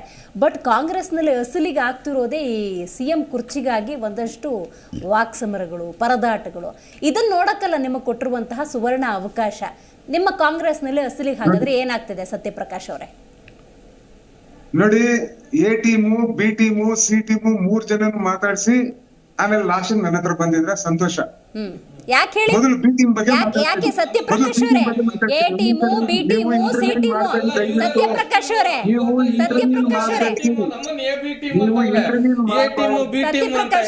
ಸತ್ಯಪ್ರಕಾಶ್ ಅವರೇ, A ಟೀಮು, ನ್ಯಾಯವಾಗಿ ಮಾತಾಡಕ್ ಹೋದ್ರೆ ಇವ್ರಿಗೆ ನೋಡಿ A ಟೀಮು B ಟೀಮ್ ಅಂತ ನನ್ಗೆ ಸಮಯ ಕೊಟ್ಟಾಗ A team, B team, C team ಆದ್ಮೇಲೆ ನನಗೆ ಕೊಟ್ಟಿದ್ದೀರಾ. ನೀವು ಲಾಸ್ಟ್ ಟೀಮ್ ಆಗಿದ್ದೀರಾ. ಮುಂದಗಡೆ ಮೇಡಮ್ ಈ ಮಾತು ತಪ್ಪು. ಒಂದ್ ನಿಮಿಷ, ನ್ಯಾಯವಾಗಿ ಒಂದು ಮಾತಾಡಕ್ಕೆ ನೀವು ಕೂರ್ಸದ್ಮೇಲೆ ಒಂದು ಡಿಬೇಟ್ ಅಂದ್ಮೇಲೆ ಅವ್ರ ಅಭಿಪ್ರಾಯ ಅವ್ರು ಇಟ್ಟವ್ರೆ, ಅವ್ರ ಅಭಿಪ್ರಾಯ ಅವ್ರು ಇಟ್ಟವ್ರೆ, ನಮ್ಮ ಅಭಿಪ್ರಾಯ ನಾವ್ ಇಟ್ಟಿದೀವಿ. ಇವ್ರಿಗೆ ಉತ್ತರ ಕೊಡಿ ಅಂತ ಹೇಳಿದ್ರೆ ಇದನ್ನ A team, B team, C team ಅಂತ ಹೇಳ್ತಾ ಇದ್ರಲ್ಲ ಇವರು ಎಸ್ ಕಾಂಗ್ರೆಸ್ ಡಿ ಕಾಂಗ್ರೆಸ್ ಅಲ್ವಾ ಇವರು? ಇದಕ್ಕೆ ಉತ್ತರ ಕೊಡಿ. ಎಸ್ ಕಾಂಗ್ರೆಸ್ ಡಿ ಕಾಂಗ್ರೆಸ್ ಅಲ್ವಾ ನೀವು? ಕಾಂಗ್ರೆಸ್ ನಲ್ಲಿ 2 ಆಗಿದೆ. ಈಗ ನೆಕ್ಸ್ಟ್ ಆರ್ ಕಾಂಗ್ರೆಸ್ ಅಂತ ಬರುತ್ತೆ, ರಾಹುಲ್ ಗಾಂಧಿ ಕಾಂಗ್ರೆಸ್ ಅಂತ ಹೇಳಿ. ಇಲ್ಲಾಂದ್ರೆ ನಾನು ಹೊರಗೆ ಹೋಗ್ಬೇಕಾ ಹೇಳಿ ಅಷ್ಟೇ. ಸತ್ಯಪ್ರಕಾಶ್ ಅವರೇ ಒಂದ್ ನಿಮಿಷ, ಸ್ಟಾರ್ಟ್ ಏನ್ ಮಾಡಿದ್ರೆ ವೈಂಡ್ ಅಪ್ ಮಾಡ್ತಿರಲ್ಲ ಸರ್. ಸತ್ಯಪ್ರಕಾಶ್ ಅವರೇ ಬಿಜೆಪಿ ಸ್ಪೋಕ್ಸ್ ಪರ್ಸನ್ ಗೆ ಬೇಸಿಕ್ ಎಟಿಕ್ವಿಟ್ ಹೇಳ್ಕೊಡಿ. ಇನ್ನೊಬ್ರು ಮಾತಾಡುವಾಗ ಮಧ್ಯದಲ್ಲಿ ಮಾತಾಡಬಾರ್ದು. ಇದ್ದು ನಿಮ್ಗೆ ಸತ್ಯಪ್ರಕಾಶ್ ಅವರೇ, ಈ ರಾಜ್ಯದ ಜನತೆಗೆ ನಿಜ ಹೇಳ್ಬೇಕು ಅಂತ ನೇರವಾಗಿ ಹೇಳಿ. ಅದು ಬಿಟ್ಟು ನೀನು ನಾನು ಆಚೆ ಹೋಗ್ತೀನಿ ಅಂದ್ರೆ Let me clear. Satyprakash ಅವರೇ, you are talking beyond the limits. You are talking beyond the limits. I am talking well within my limits. ನೀವು ಮಾತಾಡಿ ಸತ್ಯಪ್ರಕಾಶ್ ಅವರೇ, ಕೇಳಿರೋ ಪ್ರಶ್ನೆಗೆ ಉತ್ತರ ಕೊಡಿ. ನೋಡಿ, ಯು ಆರ್ ನಾಟ್ ಲಿಸ್ನಿಂಗ್. ನೀವು ಸ್ವಲ್ಪ ದೂರದಲ್ಲಿದ್ದೀರಿ, ಝೂಮ್ ಅಲ್ಲಿ ಇದ್ದೀರಿ, ಸ್ವಲ್ಪ ತಾಳ್ಮೆ ಇರಿ. ಸತ್ಯಪ್ರಕಾಶ್ ಅವರೇ, ಸ್ವಲ್ಪ ತಾಳ್ಮೆ ಇರಲಿ. ಮಾತಾಡಿದ್ದು ಬಿಜೆಪಿ ವಕ್ತಾರಲ್ಲ, ಅರ್ಥ ಮಾಡ್ಕೋಬೇಕು. ನಿಮ್ಗೆ ಯಾರ್ಯಾರು ಮಾತಾಡ್ತಿದ್ದಾರೆ ಅಂತ ನಿಮಗೆ ಗೊತ್ತಾಗ್ತಾ ಇಲ್ಲ. ಸ್ವಲ್ಪ ನಾವು ಮಾತಾಡೋದನ್ನ ಕೇಳಿಸ್ಕೋಬೇಕು. ಸತ್ಯಪ್ರಕಾಶ್ ಅವರೇ, ಪ್ರಶ್ನೆ ಕ್ಲಿಯರ್ ಮಾಡ್ಕೊಳ್ಳಿ. ಫಸ್ಟ್ ಉತ್ತರ ಕೊಡಕ್ ಮುಂಚೆ ನೋಡಿ, you are diverting the subject. ನೀವು ವಿಷಯಕ್ಕೆ ಬರ್ತಾ ಇಲ್ಲ ಸತ್ಯಪ್ರಕಾಶ್ ಅವರೇ. ನೀವು ಕೇಳಿಸ್ಕೊಳ್ತಾ ಇಲ್ಲ ನಾವು ಮಾತಾಡೋದನ್ನ. No, this is what Congress. Govindraj ಅವರೇ ನೋಡಿ ಮೇಡಮ್, ಅದೇನೆ ಯಾಕೆಂದ್ರೆ ಕಾಂಗ್ರೆಸ್ನವ್ರಿಗೆ ನಾವು ಯಾವಾಗ್ಲೂ ಹೇಳ್ತಾ ಇರ್ತೀವಿ, ಅವ್ರು ಏನಾದ್ರೂ ಈ ಸತ್ಯವನ್ನ ಹೇಳಕ್ ಹೊರಟ್ರೆ ಅವ್ರು ಎಲ್ಲೂ ಕೂಡ ಅವರು ಸಿಗಾಕಣಕ್ಕೆ ಇಷ್ಟನೇ ಪಡಲ್ಲ. ಯಾಕೆಂದ್ರೆ ಒಂದು ಸುಳ್ಳು ಹೇಳಿ ಅಧಿಕಾರಕ್ಕೆ ಬರೋದು ಮಾತ್ರ ಗೊತ್ತು. ಬಂದಾದ್ಮೇಲೆ ಅಧಿಕಾರನ ಸುಳ್ಳು ಹೇಳ್ಕೊಂಡೆ ನಡೆಸುವಂಥದ್ದು. ನಾವೇನು ಮಾಡ್ತಾ ಇಲ್ಲ ಅಂದ್ರೂ ಕೂಡ ನಾವೆಲ್ಲವನ್ನು ಮಾಡ್ತಾ ಇದ್ದೀವಿ ಅಂತ ಹೇಳ್ಬಿಟ್ಟು ಈ ರಾಜ್ಯದ ಜನತೆ ಮುಂದೆ ನಾಟ್ಕಾಡೋದು ಕಲ್ತ್ಬಿಟ್ಟಿದ್ದಾರೆ. ಅವ್ರು ಹೇಳ್ತಾ ಇದ್ರು ಕಾಂಗ್ರೆಸ್ನ A team, B team, C team, ಇವ್ರು ಯಾರು ಹೇಳೋದಿಕ್ಕೆ ಅದನ್ನ ಅರ್ಥ ಆಯ್ತಲ್ಲ. ಇವತ್ತು ರಾಜ್ಯದ ಜನತೆ ಗೊತ್ತಾಗ್ತಾ ಇದೆ, ಕಾಂಗ್ರೆಸ್ ಅಧಿಕಾರಕ್ಕೆ ಬಂದಾಗ್ಲಿಂದ ಈ ರಾಜ್ಯದಲ್ಲಿ ಎಷ್ಟು ಬೆಲೆಗಳು ಜಾಸ್ತಿ ಆಗ್ತಾ ಇದೆ, ಏನ್ ಅನುಭವಿಸ್ತಾ ಇದ್ದಾರೆ ಅಂದ್ಬಿಟ್ಟು ಈ ರಾಜ್ಯದ ಜನತೆಗೆ ನೋಡೋರು ಯಾರು. ಇಲ್ಲಿವರೆಗೂ ಒಬ್ಬ ಉಸ್ತುವಾರಿ ಸಚಿವರುಗಳು ಎಲ್ಲೋ ಒಂದ್ ಕಡೆ ಮಳೆ ಬಂದ್ರು ಹೋಗಿ ನಿಂತ್ಕೊಂಡು ಅದ್ರ ಬಗ್ಗೆ ಏನಾಗ್ತಾ ಇದೆ ಅನ್ನೋ ನೋಡೋಂಥ ಪರಿಸ್ಥಿತಿಲಿ ಒಂದು ಕಾಮನ್ ಸೆನ್ಸ್ ಇಲ್ದಲೆ ಇವತ್ತು ಅಧಿಕಾರಿಗಳ ಜೊತೆ ಒಂದು ಮೀಟಿಂಗ್ ಮಾಡ್ದಲೆ ಜನರಿಗೆ ಪರಿಹಾರ ಕೊಡ್ದಲೆ ಇವತ್ತು ಕೇವಲ ಅವರು ಭ್ರಷ್ಟಾಚಾರ ಮಾಡ್ಕೊಂಡು ಅವ್ರು ಅಲ್ಲಿ ಇಲ್ಲಿ ದುಡ್ಡುಗಳು ನೋಡ್ಕೊಂಡು ಇವತ್ತು ಅವ್ರ ಮನೆಗಳು ತುಂಬಿಸ್ಕೊಂಡು ಅವ್ರ ನಾಯಕರುಗಳು ಕಳಿಸ್ಕೊಂಡು ಇವತ್ತು ಅಧಿಕಾರವನ್ನು ನಡೆಸ್ತಾ ಇದ್ದಾರೆ. ಇದನ್ನ ರಾಜ್ಯದ ಜನತೆಗೆ ಹೇಳಕ್ ಹೋದ್ರೆ ಈ ತರ ಕಾಂಗ್ರೆಸ್ಸಿನ ವಕ್ತಾರಗಳು ನಾವು ಈ ಚರ್ಚೆಗೆ ಕೂತ್ಕೊಳ್ಳಲ್ಲ, ವಾಪಸ್ ಹೋಗ್ತೀವಿ ಅನ್ನೋದು ಈ ರಾಜ್ಯದ ಜನತೆಗೆ ಯಾವ ರೀತಿ ನ್ಯಾಯ ಕೊಡಕ್ ಹೊರಟಿದ್ದಾರೆ ಹಾಗಾದ್ರೆ? ರೈಟ್. ಅನಿಲ್ ಅವರೇ, ನೀವು ಹೇಳಬೇಕು. ಸಿದ್ದರಾಮಯ್ಯನವರ ವಿರುದ್ಧ ನೇರವಾಗಿ ಅಖಾಡಕ್ಕೆ ಡಿ ಕೆ ಶಿವಕುಮಾರ್ ಇಳಿದಿದ್ದಾರೆ ಅಂತ ಅನ್ಸುತ್ತಾ ಪ್ರಸ್ತುತ ಸಿಚುವೇಶನ್ ನೋಡಿದ್ರೆ? 100ಕ್ಕೆ 100 ಇಳಿದಿದ್ದಾರೆ ಅಂತ ಅನ್ಸುತ್ತೆ. ಯಾಕೆಂದ್ರೆ ನೋಡಿ ಮೇಡಮ್, ಈ ಕಾಂಗ್ರೆಸ್ ಸರ್ಕಾರ ಏನು ಅಂದರೆ ಈ ಆಮ್ ಆದ್ಮಿ ಪಾರ್ಟಿ ಮಾಡಿರೋ ಗ್ಯಾರಂಟಿಗಳನ್ನ ಕತ್ಕೊಬಂದು ಇದನ್ನ ಜನರ ಸಾಮಾನ್ಯರಿಗೆ ಕೊಡ್ತೀನಿ ಅಂತೇಳಿ ಈ ಸತಿ ಎಲೆಕ್ಷನ್ ಗೆದ್ದಿದ್ರು. ಆದರೆ ಏನಾಗುತ್ತೆ ಅಂದರೆ ಈ ಚಕ್ರವ್ಯೂಹದೊಳಗಡೆ ಹೋಗಕ್ಕೆ ಮಾತ್ರ ಇವ್ರಿಗೆ ಗೊತ್ತಿತ್ತು, ಅದರಿಂದ ಹೊರಗಡೆ ಬರೋದು ಇವ್ರಿಗೆ ಗೊತ್ತಾಗಿಲ್ಲ. ಇವತ್ತು ನಿಜವಾದ ರಾಜ್ಯದಲ್ಲಿ ಪ್ರಾಬ್ಲಮ್ ಏನಿದೆ ಅಂದರೆ ಇವರಿಗೆ ಎಲೆಕ್ಟ್ರಿಸಿಟಿ ಬಿಲ್ಗಳನ್ನ ಕಟ್ಟಕ್ಕಾಗ್ದಲ್ಲ 5,800 ಕೋಟಿನ ಇವರು ವರ್ಲ್ಡ್ ಬ್ಯಾಂಕಿಂದ ಸಾಲ ತಗೊಂಡು ಕಟ್ಟಕ್ಕೆ ಹೊರಟಿದ್ದಾರೆ. ಆಮೇಲೆ ಇವ್ರು ಏನೇನು ಈಗ ಅಕ್ಕಿ ಭಾಗ್ಯ ಕೊಟ್ಟಿದ್ರು, ಅನ್ನ ಭಾಗ್ಯ ಕೊಟ್ಟಿದ್ರು, ಮತ್ತೆ ನೀವೇನು ಬಸ್ ಫ್ರೀ ಕೊಟ್ಟಿದ್ರು, ಇವು ಯಾವುದಕ್ಕೂ ಇವ್ರ ಹತ್ರ ಹಣ ಕ್ರೋಢೀಕರಣ ಮಾಡೋಕ್ಕೆ ಯಾವುದೂ ಆಗ್ತಿಲ್ಲ. ಜನರಿಗೆ ಬರೆಗಳ ಮೇಲೆ ಬರೆಗಳಾಗ್ತಾ ಇದ್ದಾರೆ. ಇದ್ರ ಮಧ್ಯದಲ್ಲಿ ಇವ್ರ ಒಳಜಗಳ ಏನಾಗ್ತಿದೆ, ಯಾಕೆ ಆಗ್ತಿದೆ ಅನ್ನೋದನ್ನ ಮುಖ್ಯವಾಗಿ ನೋಡಬೇಕು. ಇವ್ರ ಜೊತೆ 136 ಜನ MLA-ಗಳಿದ್ದಾರೆ. ಯಾವುದೇ MLA-ಗಳಿಗೂ ಒಂದು ರಸ್ತೆ ಹಾಕೋದಕ್ಕೂ ಸಹ ಇವ್ರುಗಳಲ್ಲಿ ಅನುದಾನಗಳನ್ನ ಕೊಡಕ್ಕೆ ಸಾಧ್ಯ ಆಗ್ತಾ ಇಲ್ಲ. ಈ MLA-ಗಳೆಲ್ಲ ಏನ್ ಮಾಡ್ತಿದ್ದಾರೆ ಅಂದ್ರೆ, ಈಗ ನಮಗೆ ಮೂಡ ಮಾತ್ರ ಗೊತ್ತಿದೆ ನೋಡಿ, ತುಂಬಾ ಈಸಿ ಆದಂತ ಒಂದು ಪ್ರಕ್ರಿಯೆ. ನೀವು ಸರ್ಕಾರಿ ಜಮೀನನ್ನ ನೀವು ಕದಿಯೋದಿದೆಯಲ್ವಾ MLA-ಗಳು, ಇದಕ್ಕೆ ಯಾವುದೇ ರೀತಿಯ ಬಂಡವಾಳ ಬೇಕಾಗಿಲ್ಲ. ಆದ್ರೆ ಬೇಕಾಗಿರೋದು ಬಂಡವಾಳ ಯಾವುದಕ್ಕೆ? ರಸ್ತೆ ಮಾಡೋದಕ್ಕೆ, ಚರಂಡಿ ಮಾಡೋದಕ್ಕೆ, ನೀವು ಪೈಪ್ ಹಾಕೋದಕ್ಕೆ. ಇಲ್ಲಿ ಏನಾಗುತ್ತೆ ಅಂದ್ರೆ ಮೂಡ ಮತ್ತೆ ನೀವು ಮಂಗಳೂರು ಮೈಸೂರು ಮಾತ್ರ ನೋಡ್ತಾ ಇದ್ದೀರಾ. ಇದರಲ್ಲಿ ಈಗ CDA ಅಂತ ಚಿಕ್ಕಮಂಗ್ಳೂರು ಇದೆ, SDA ಅಂತೇಳಿ ಹಾಸನ್ ಇದೆ. ಇದೇ ರೀತಿ ಬೇರೆ ಬೇರೆ ಜಿಲ್ಲೆಗಳಲ್ಲಿ ಈ ತರ ಒಂದು ಅಲ್ಲಿಯ ನಗರ ಪಾಲಿಕೆಗಳು, ನಗರ ಡೆವಲಪ್ಮೆಂಟ್ ಅಥಾರಿಟಿಗಳಿದೆ. ಎಲ್ಲ MLA-ಗಳು ಇದರ ಸದಸ್ಯರಾಗಿರ್ತಾರೆ. ಈಗೇನಾಗ್ತಿದೆ ಅಂದ್ರೆ ಇವರು ಯಾವುದೇ ರೀತಿಯ ಅನುದಾನಗಳು ಬರ್ದಲೇ ಇದ್ದಾಗ ಏನಾಗುತ್ತೆ ಅಂದ್ರೆ ಸರ್ಕಾರಿ ಭೂಮಿಗಳನ್ನ ಕಬಳೆ ಮಾಡೋದು ಒಂದು, ಅದು ಬಿಟ್ರೆ ಈ ಸೈಟ್ಗಳು ಕತ್ಕೊಳೋದು. ಇನ್ನೊಂದು ವಿಷಯ ನಾನು ಮುಂದುವರೆದ ಭಾಗವಾಗಿ ಹೇಳ್ತೀನಿ. ಇವತ್ತು ಏನು ಭೈರತಿ ಸುರೇಶ್ ಅವರು ಹೇಳ್ತಾ ಇದ್ದಾರೆ, ಅದು ಅಧಿಕಾರಿಗಳು ಅದನ್ನ ತನಿಖೆ ಮಾಡಿ. ಯಾವ ಅಧಿಕಾರಿ ತನಿಖೆ ಮಾಡ್ತಿದ್ದಾರೆ? ಹಿರಿಯ IAS ಅಧಿಕಾರಿ ಹೆಸರು ನಾನು ಹೇಳ್ತೀನಿ. ಏನು ಲಕ್ಷ್ಮೀ ರೆಡ್ಡಿ ಅಂತ ಹೇಳ್ಬಿಟ್ಟು ಒಬ್ರು IAS ಅಧಿಕಾರಿ. ಅವ್ರು ಯಾವ್ದ್ರಲ್ಲಿ ಇದ್ರು ಅಂದ್ರೆ ಇವ್ರದೇ ಸರ್ಕಾರ, ಇವರೇ ಮಿನಿಸ್ಟರ್ ಆಗಿರೋ ಇನ್ನೊಂದು financial corporation, Karnataka financial corporation ಅಲ್ಲಿ ಮ್ಯಾನೇಜರ್ ಆಗಿದ್ರು. ಅವ್ರನ್ನ ತಗೊಂಡೋಗಿ ಇಲ್ಲಿಂದ ತಗೊಂಡೋಗಿ ಅಲ್ಲಿಗೆ ಹಾಕಿದ್ದಾರೆ. ಏನಾಗುತ್ತೆ, ಇವ್ರ ಅಂಡ್ರಲ್ಲಿ ಕೆಲಸ ಮಾಡಿರೋ ಅಧಿಕಾರಿ ಇವ್ರ ಬಗ್ಗೆ ತನಿಖೆ ಮಾಡಿದಾಗ ಏನಾಗುತ್ತೆ ಅಂದ್ರೆ ಕ್ಲೀನ್ ಚೀಟೇ ಬರುತ್ತೆ. ಆಮೇಲೆ ಇನ್ನೊಂದೇನಾಗಿದೆ ಅಂದ್ರೆ ಸಾಹೇಬ್ರಿಗೆ ಹೇಳ್ದಂಗೆ, BJP ಸಾಹೇಬ್ರು ಹೇಳ್ದಂಗೆ ಆಯ್ತು, ಇವ್ರು ಕೊಟ್ಟಿದಾರಲ್ಲ ಏನು 38,000 ಸ್ಕ್ವೇರ್ ಫೀಟ್ ಜಾಗನ ಅಲ್ಲಿ ಕೊಟ್ಟಿದಾರಲ್ಲ, ಅದೇ ರೀತಿ ಆ ದೇವನೂರು ಬಡಾವಣೆಯಲ್ಲಿ ಜಾಗ ಕಳ್ಕೊಂಡವರಿಗೆಲ್ಲ ಕರ್ಕೊಬಂದ್ಬಿಟ್ಟು ನೀವು ವಿಜಯನಗರ ಬಡಾವಣೆಯಲ್ಲಿ ಕೊಟ್ರೆ ಇವತ್ತು ಸಿದ್ದರಾಮಯ್ಯ ಸಾಹೇಬರು ಮಾಡಿರೋ ಕೆಲಸಕ್ಕೆ ನಾವೆಲ್ಲರೂ ಜೈಕಾರ ಹಾಕ್ತೀವಿ. ಯಾರು ಚಕಾರ ಎತ್ತದಿಲ್ಲ. ಎತ್ತದೇ ಇಲ್ಲ. ಎಲ್ಲಾ ಜಾಗದಲ್ಲೂ ಆಗ್ಬೇಕು. ನಾನು ನನ್ನ ಜಾಗ ಇವತ್ತು ನಾನು ತುಂಬಾ ಕಷ್ಟಪಟ್ಟು ದುಡಿದು ತಗೊಂಡಿರ್ತೀನಿ, ನನ್ನ ಜಾಗನ ಸರ್ಕಾರ ಅಕ್ವೈರ್ ಮಾಡ್ಬಿಡುತ್ತೆ, ಎಲ್ಲಿ ನೈಸ್ ರೋಡ್ ಅಲ್ಲಿ ಅಕ್ವೈರ್ ಮಾಡುತ್ತೆ ಅಂತ ತಿಳ್ಕೊಂಡ್ರೆ ನಾನ್ ಕೇಳ್ತೀನಿ, ಸದಾಶಿವ ನಗರದಲ್ಲಿ ಒಂದು ಸೈಟ್ ಕೊಡು ಅಂತ. ನೀನ್ ಕೊಡೋದಾದ್ರೆ, ನೀನ್ ತಗೊಳೋದಕ್ಕೆ ಲಾಯಕ್ಕಿದ್ರೆ ನೀನ್ ಅಲ್ಲಿ ತಗೊಂತೀಯ ಅಂದ್ರೆ ನನಗೂ ಅಲ್ಲೇ ಕೊಡ್ಬೇಕು. ನೀವು ಜನಸಾಮಾನ್ಯರಿಗೂ ನೀನ್ ಅಲ್ಲೇ ಕೊಡೋದಾದ್ರೆ ಇಲ್ಲಿ ಇನ್ನೊಬ್ಬ ಕಳ್ಳನ ವಿಷಯ ಇಲ್ಲಿ ಬಂದಿದೆ ಇವತ್ತು ನೋಡಿ. JDS ಅವ್ರು ಮಾತಾಡ್ತಿದಾರಲ್ವಾ, ಯಾಕೆ ಮಾತಾಡ್ತಿದ್ದಾರೆ ಅನ್ನೋದಕ್ಕೆ ನಾನು ನಿಮ್ಗೊಂದು ಉದಾಹರಣೆ ಕೊಡ್ತೀನಿ. ಉದಾಹರಣೆ ಬಗ್ಗೆ ನಾನು ಡೀಟೇಲ್ಸ್ ಒಂದು ಲಾಸ್ಟ್ ಮೂಡದಲ್ಲಿ ಹರೀಶ್ ಗೌಡ್ರು ಯಾರು ಈಗಿನ MLA ಆಯ್ತಾ, ಅವ್ರು ಯಾರು GT ದೇವೇಗೌಡ್ರು ಮಗ, 110 ಸೈಟ್ ಇದೆಯಂತಲ್ಲಿ. ಯಾರು ಇದು JDS ಅವರ MLA ಇವತ್ತವರು 110 ಸೈಟ್ ಇದೆಯಂತೆ. ಈಗ ಏನಾಗುತ್ತೆ ಅಂದ್ರೆ ಎಲ್ಲಾ ಕಳ್ಳರು ಒಟ್ಟಿಗೆ ಸೇರ್ಕೊಂಡು ನಾನು ನೀನು ಗುದ್ದಾಡ್ಕೊಂಡು ನಾವು ಸೇಫ್ ಆಗಂತ ಒಂದು ಆಟ ಆಡ್ತಾ ಇದಾರೆ ಇಲ್ಲಿ. ಇದ್ರಲ್ಲಿ ನಾವು BJP ಸಾಹೇಬ್ರು ಇದಾರಲ್ಲ, ಇವ್ರ ಕಡೆಯವರು ಇದಾರೆ, JDS ಅವರು ಇದಾರೆ, ಕಾಂಗ್ರೆಸ್ ಅವರು ಇದಾರೆ. ಒಂದು ಏನು ಕಷ್ಟದ ಸಿಚುವೇಶನ್ ಅಲ್ಲಿ HD ಕುಮಾರಸ್ವಾಮಿ ಅವರು ತಮ್ಮ ಪಕ್ಷದಲ್ಲೇ ಯಾರೋ ಅಲ್ಲಿ ಸೈಟ್ ಮಾಡ್ಕೊಂಡಿದ್ದಾರೆ ಅಂದ್ರೆ ಅವ್ರನ್ನ ಬಿಟ್ಕೊಡಕ್ ಸಾಧ್ಯನಾ? ಬಿಡಲ್ಲ. ರೈಟ್. ಅದು ಹೆಂಗೆ ಯಾವ ಕಾಂಟೆಕ್ಸ್ಟ್ ಹೇಳಿದ್ರು ಅಂತ ನನಗೆ ಬೇಕು, ಮಾತಾಡ್ತೀನಿ. ನೋಡಿ, ಎಷ್ಟು ದಿನ ಬರದ ಹಗರಣ ಈಗ ಹೊರಗೆ ಬಂದಿದೆ ಅಂತ ಹೇಳಿದ್ರೆ, ಸಿದ್ದರಾಮಯ್ಯನವರ ಕ್ಲೀನ್ ಇಮೇಜ್ಗೆ ಡ್ಯಾಮೇಜ್ ಮಾಡುವಂಥ ತಂತ್ರ ಪ್ರತಿಪಕ್ಷಗಳು ಮಾಡಬೇಕಾಗಿಲ್ಲ, ಸ್ವತಃ ಕಾಂಗ್ರೆಸ್ ಅಲ್ಲಿ ಆಗ್ತಿದೆ ಅನ್ನುವಂಥ ಕಾಂಟೆಕ್ಸ್ನ ಅರ್ಥದ ಮಾತುಗಳನ್ನು HD ಕುಮಾರಸ್ವಾಮಿ ಅವರು ಹೇಳಿದ್ದಾರೆ. ಇದ್ರ ಬಗ್ಗೆ ಮೂಲ ಫೈಟ್ ಬಗ್ಗೆ ಇವತ್ತು ನಾವು ಮಾತಾಡ್ತಾ ಇದ್ದೀವಿ. ಅನಿಲ್ ಅವರು ನೀವಾಗಲೇ ಒಂದು ವಿಷಯ ಹೇಳಿದ್ರಿ, GT ದೇವೇಗೌಡರ ಮಗನ ಸೈಟ್ 110 ಇದೆ ಅಂತ ಹೇಳಿ. ಅಲ್ಲಿ BJP ಅವ್ರದ್ದು ಪಾತ್ರ ಇದೆ, JDS ಅವ್ರದ್ದು ಪಾತ್ರ ಇದೆ, ಕಾಂಗ್ರೆಸ್ನವ್ರದ್ದು ಇದೆ ಅನ್ನೋದಾದ್ರೆ, ಇಂಥ ಸಂದಿಗ್ಧ ಸ್ಥಿತಿಯಲ್ಲಿ ಕುಮಾರಸ್ವಾಮಿ ಅವ್ರು ಬಂದ್ಬಿಟ್ಟು ಬೆರಳನ್ನ DK ಶಿವಕುಮಾರ್ ಅವ್ರ ಮೇಲೋ ಅಥವಾ ಕಾಂಗ್ರೆಸ್ ನಾಯಕರ ಮೇಲೋ ಮಾಡಿದ್ರೆ ಅವ್ರಿಗೂ ಸಮಸ್ಯೆ ಆಗುತ್ತಲ್ವಾ? ಹಗರಣ ಅನ್ನೋದು ತನಿಖೆ ಹಂತಕ್ಕೆ ಹೋದ್ರೆ ಹೊರಗಡೆ ಅವ್ರ ವಿಷಯನೂ ಬರುತ್ತೆ. ಇದರಲ್ಲಿ ಸಂಕ್ಷಿಪ್ತವಾಗಿ ನಿಮ್ಗೆ ಹೇಳ್ತೀನಿ ಯಾಕೆ ಇದು 3 ಜನದ್ದು ಪಾತ್ರ ಇದೆ ಅಂತ. ಮೊದಲನೇ ಸರ್ಕಾರ ಕಾಂಗ್ರೆಸ್ ಬಿಟ್ಟ ಮೇಲೆ JDS ಮತ್ತು ಕಾಂಗ್ರೆಸ್ ಮೈತ್ರಿ ಸರ್ಕಾರ ಬರುತ್ತೆ.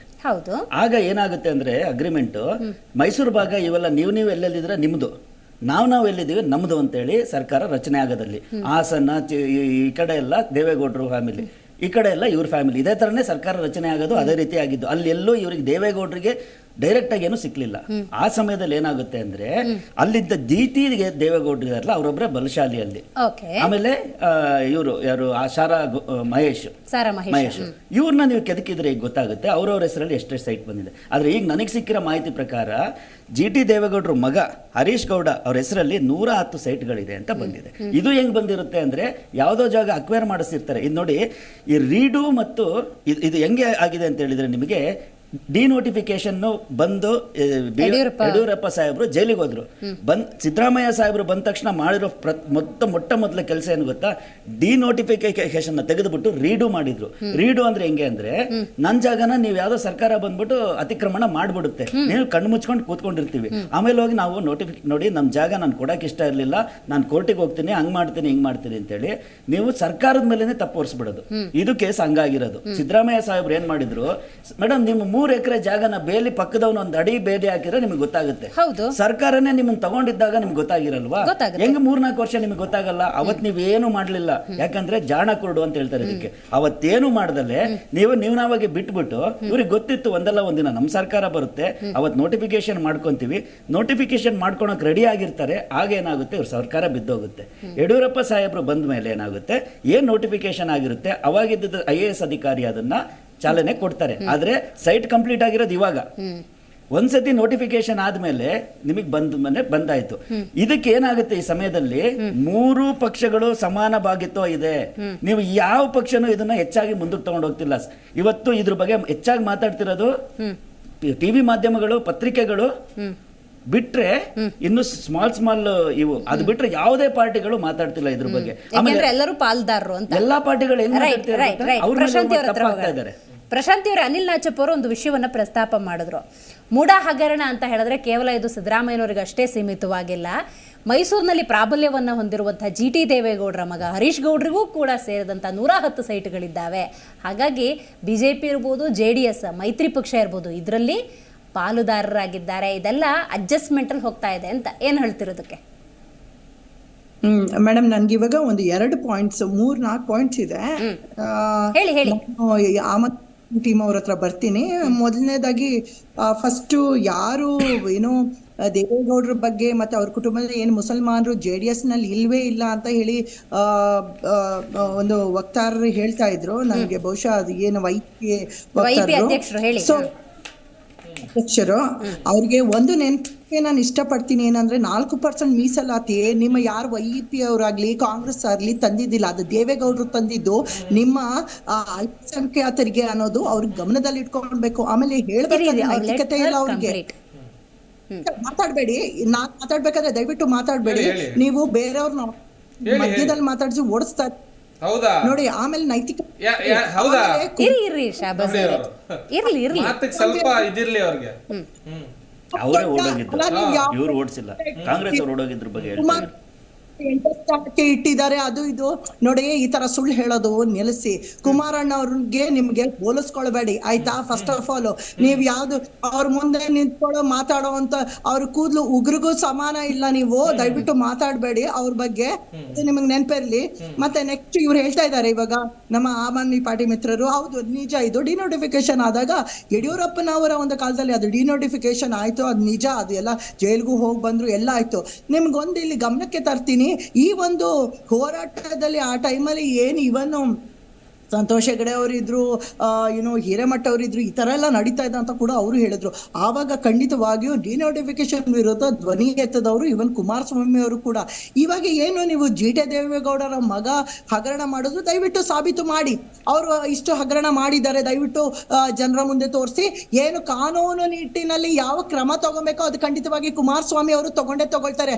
ನೋಡಿ, ಪ್ರಜ್ವಲ್ ರೇವಣ್ಣ ಅವ್ರ ಕೇಸ್ನೇ ಬಿಟ್ಟಿಲ್ಲ, ಅವರು ಅಮಾನತು ಮಾಡಿದ್ದಾರೆ. ಹಾಗಾಗಿ ಯಾರೇ ಇರ್ಲಿ ಕುಮಾರಸ್ವಾಮಿ ಅವರು ದಿಟ್ಟ ಹೋಗ್ತಾ ಇದ್ದಾರೆ. ಇದು ಒಂದು ನಿಮಿಷ, ಇದು ರೀಡು ಏನು ಮಾಡಂದ್ರೆ ಹೇಳಿರೋದು ಇದು ಕುಮಾರಸ್ವಾಮಿ ಅವರಲ್ಲ, ಇದು ಸಿದ್ದರಾಮಯ್ಯನವರು ರೀಡು ಮಾಡ್ತಾರೆ ಡಿನೋಟಿಫಿಕೇಶನ್ ಆದ್ಮೇಲೆ. ಅದು ಮತ್ತೆ ಇವಾಗ ತನಿಖೆ ಆಗಿ ಯಾವಾಗ ಈ ವಾಲ್ಮೀಕಿ ಸಮುದಾಯದ ಒಂದು ಹಗರಣ ಸ್ಟಾರ್ಟ್ ಆಯ್ತೋ ಇದೆಲ್ಲ ಬಯಲಿಗೆ ಬರ್ತಾ ಇದೆ. ಈ ರೀತಿ ಎಷ್ಟು ಹಗರಣಗಳಾಗಿವೆ ನಮಗ್ ಗೊತ್ತಿಲ್ಲ. 184 ಕೋಟಿ ಹಗರಣ ಈ ವಾಲ್ಮೀಕಿ ನಿಗಮ ಮಂಡಳಿದು ಏನಾಗಿದೆ, ಅದೇ ರೀತಿ ಎಷ್ಟು ಅವ್ಯವಹಾರಗಳಾಗಿವೆಯೋ ಈ ಒಂದು ಕಾಲದಲ್ಲಿ. ಕುಮಾರಸ್ವಾಮಿ ಅವರು ತುಂಬಾ ಸಲ ಎಷ್ಟು ಅವ್ಯವಹಾರ ಆಗಿದೆ ದಯವಿಟ್ಟು ನೋಡಿ ಅಂದಾಗ ಯಾವ ಬಿಜೆಪಿ ಅವರಾಗ್ಲಿ ಇವನ ಕಾಂಗ್ರೆಸ್ ಅವರಾಗ್ಲಿ ಯಾವುದೇ ಪಕ್ಷದವ್ರಾಗ್ಲಿ ಅದಕ್ಕೆ ಒಂದು ಮಹತ್ವ ಕೊಟ್ಟಿಲ್ಲ. ಬಟ್ ಆದ್ರೆ ಧ್ವನಿ ಎತ್ತದಂತವ್ರು ಕುಮಾರಸ್ವಾಮಿ ಅವರು ಎಲ್ಲ ಒಂದು ಸಭೆ ಸಂದರ್ಭಗಳಲ್ಲೂ ಅವರೇ ಧ್ವನಿ ಎತ್ತಿದ್ದಾರೆ. ಇದನ್ನ ಅಲ್ಲಗೆಳೆದವರು ಕಾಂಗ್ರೆಸ್ಸಿಗರು ಇದನ್ನ ಅಲ್ಲಗೆಳೆದ್ರು. ಇವತ್ತಿಗೆ ಈ ಒಂದು ಹಗರಣ ಕುಮಾರಸ್ವಾಮಿ ಅವ್ರಿಗೆ ಇವತ್ತೇ ಅವ್ರು ಹೇಳ್ದಂಗೆ ಇದು ಯಾವತ್ತೋ ಆಗಿರೋದು, ನಮ್ಗೆ ಮುಂಚೆನೆ ಗೊತ್ತಿರುವಂತ ಹಗರಣ. ಕ್ಲೀನ್ ಚಿಟ್ ಕ್ಲೀನ್ ಇಮೇಜ್ ಇಟ್ಕೊಂಡು ಯಾವ ರೀತಿ ಮುನ್ನುಗ್ತಾ ಇದ್ದಾರೆ ಸಿದ್ದರಾಮಯ್ಯನವರು ಅನ್ನೋದು ಇವತ್ತು ಕರ್ನಾಟಕದ ಜನತೆ ನೋಡ್ತಾ ಇದೆ. ಅವರು ಯಾವ ರೀತಿ ಇದು ಒಂದೇ ಹಗರಣ ಇಷ್ಟು ನಿಧಾನವಾಗಿ ನೀಟಾಗಿ ಮಾಡ್ತಾ ಇರುವಂತಹ ಒಂದು ಕುತಂತ್ರಗಾರ ಸಿದ್ದರಾಮಯ್ಯನವರು ಅಂತಾನು ನಾವ್ ಇಲ್ಲಿ ಹೇಳ್ಬಹುದು. ಎಲ್ಲರದು ಬಯಲು ಮಾಡ್ತಾ ಇದ್ದೀರಾ, ಆದ್ರೆ ನಿಮ್ಮ ದೋಸೆ ತೂತಿರ್ಬೇಕಾದ್ರೆ ಸಿದ್ದರಾಮಯ್ಯನವರು ಈ ಕೂಡಲೇ ನಾವು ಹೇಳೋದು ಏನಂತ ಹೇಳಿದ್ರೆ ಅವರ ಕುರ್ಚಿಯನ್ನ ತ್ಯಜಿಸಬೇಕು, ಅವರು ರಾಜೀನಾಮೆ ಸಲ್ಲಿಸಲೇಬೇಕು. ಇನ್ನ ಎಷ್ಟು ಹಗರಣ ಮಾಡಿದವರು ನಮಗೆ ದಯವಿಟ್ಟು ಗೊತ್ತಿಲ್ಲ. ಕರ್ನಾಟಕ ರಾಜ್ಯದಲ್ಲಿ ನೋಡಿ, ಬಡ ರೈತರ ನೀವು ನಿಮ್ಮ ಧರ್ಮ ಪತ್ನಿಯಾದ ನಮ್ಮ ಸೈಟ್ 3.5 ಅದು ನನ್ನ ಹೆಂಡತಿಗೆ ಸೇರಿದಂತಹ 3.5 ಎಕರೆ ಅಂತ ಹೇಳಿದ್ರಿ. 62 ಕೋಟಿ ಆಗುತ್ತೆ. ಇವಾಗ ನನ್ಗೆ ಸರ್ಕಾರ ಏನ್ ಪರಿಹಾರ ಕೊಡ್ತಾ ಇದೆ, ಪರಿಹಾರ ನಿಟ್ಟಿನಲ್ಲಿ ನಾನು ಆ ಕಡೆ ಕೇಳ್ತಾ ಇದ್ದೀನಿ ಅಷ್ಟೇ ಅಂತ ಹೇಳಿದ್ದಾರೆ. ಅಲ್ಲ ಸ್ವಾಮಿ, ನೀವು ಭೂಸ್ವಾಧೀನ, ನೀವೆಲ್ಲ ರೈತರ ಒಂದು ಈ ಭೂಸ್ವಾಧೀನ ಅಭಿವೃದ್ಧಿ ಕಾರ್ಯಕ್ರಮಕ್ಕೆ ನಾವು ಬಳಸ್ಕೊಳ್ತಾ ಇದೀವಿ ಅಂತ ಹೇಳಿದ್ರಲ್ಲ. ಈಗ ರೈತರಿಗೆ ಇವಾಗ ಅಲ್ಲಿಂದ ಇಲ್ಲ ಕಚೇರಿಗಳಿಗೆಲ್ಲ ಅಲ್ದಾಡ್ತಾ ಇದ್ದೀರಾ, ಅವ್ರಿಗೆ ಯಾವ ಪರಿಹಾರ ಕೊಟ್ಟಿದ್ದೀರಾ? ನೀವು ಪರಿಹಾರಕ್ಕೆ ಗೊತ್ತಾಯ್ತು ಪ್ರಶಾಂತಿ ಅವರೇ, ನಿಮ್ದು ಕಾಂಟೆಕ್ಸ್ಟ್ ಗೊತ್ತಾಯ್ತಲ್ಲ, ಅರ್ಥ ಆಯ್ತು. ರೈಟ್, ಶಾಬಾಜ್ ಅವರೇ ಮಾತಾಡಿ. ಮೇಡಮ್, ಇವರು ಒಂದು ಮಾತು ಹೇಳಿದ್ರು, ಕುಮಾರಸ್ವಾಮಿ ಅವರು ಉಗ್ರಷ್ಟು ಇಲ್ಲ ಕೂದ್ಲಷ್ಟು ಇಲ್ಲ ಅಂತ ಹೇಳ್ಬಿಟ್ಟು. ಈಗ ಉಗ್ರ ಎಷ್ಟಿದೆ ಕೂದ್ಲು ಎಷ್ಟಿದೆ ಅಂತ ಹೇಳಿ ಪೆನ್ ಡ್ರೈವ್ ಅಲ್ಲಿ ಬಂತು.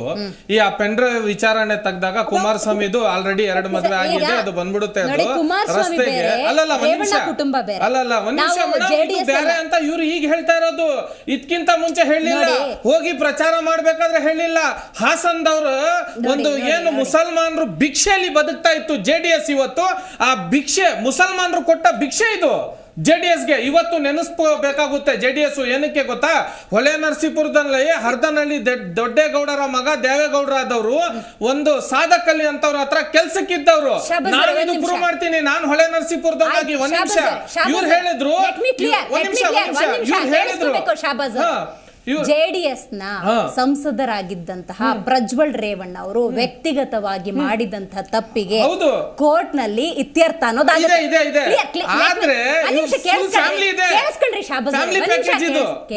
ಕೇಳಿಸ್ಕೊಳ್ಳಿ, ಕೋರ್ಟ್ ಈಗ ಪ್ರಜ್ವಲ್ ರೇವಣ್ಣಗೆ ಶಿಕ್ಷೆ ಕೊಡುತ್ತಾ JDS ಪಕ್ಷಕ್ಕೆ ಶಿಕ್ಷೆ ಕೊಡುತ್ತಾ? ಆಯ್ತು, ನಿಮ್ಗೆ JDS ಪಕ್ಷಕ್ಕೆ ಶಿಕ್ಷೆ ಕೊಡಲ್ಲ, JDS ಅಲ್ಲಿ ಕೆಲಸ ಮಾಡೋರ್ಗೆಲ್ಲ ಕೊಡಲ್ಲ. ಯಾಕಂದ್ರೆ ಇವ್ರು ಹೇಳಿದ್ರಲ್ಲ ಆ ಮಾತಿಗೆ ಒಂದು ಉಗ್ರಷ್ಟು ಇಲ್ಲ ಅಂದ್ರಲ್ಲ, ಅದಕ್ಕೆ ಪ್ರಶ್ನೆಗೆ ಉತ್ತರ ಕೊಡ್ತಾ ಇದ್ದೀನಿ.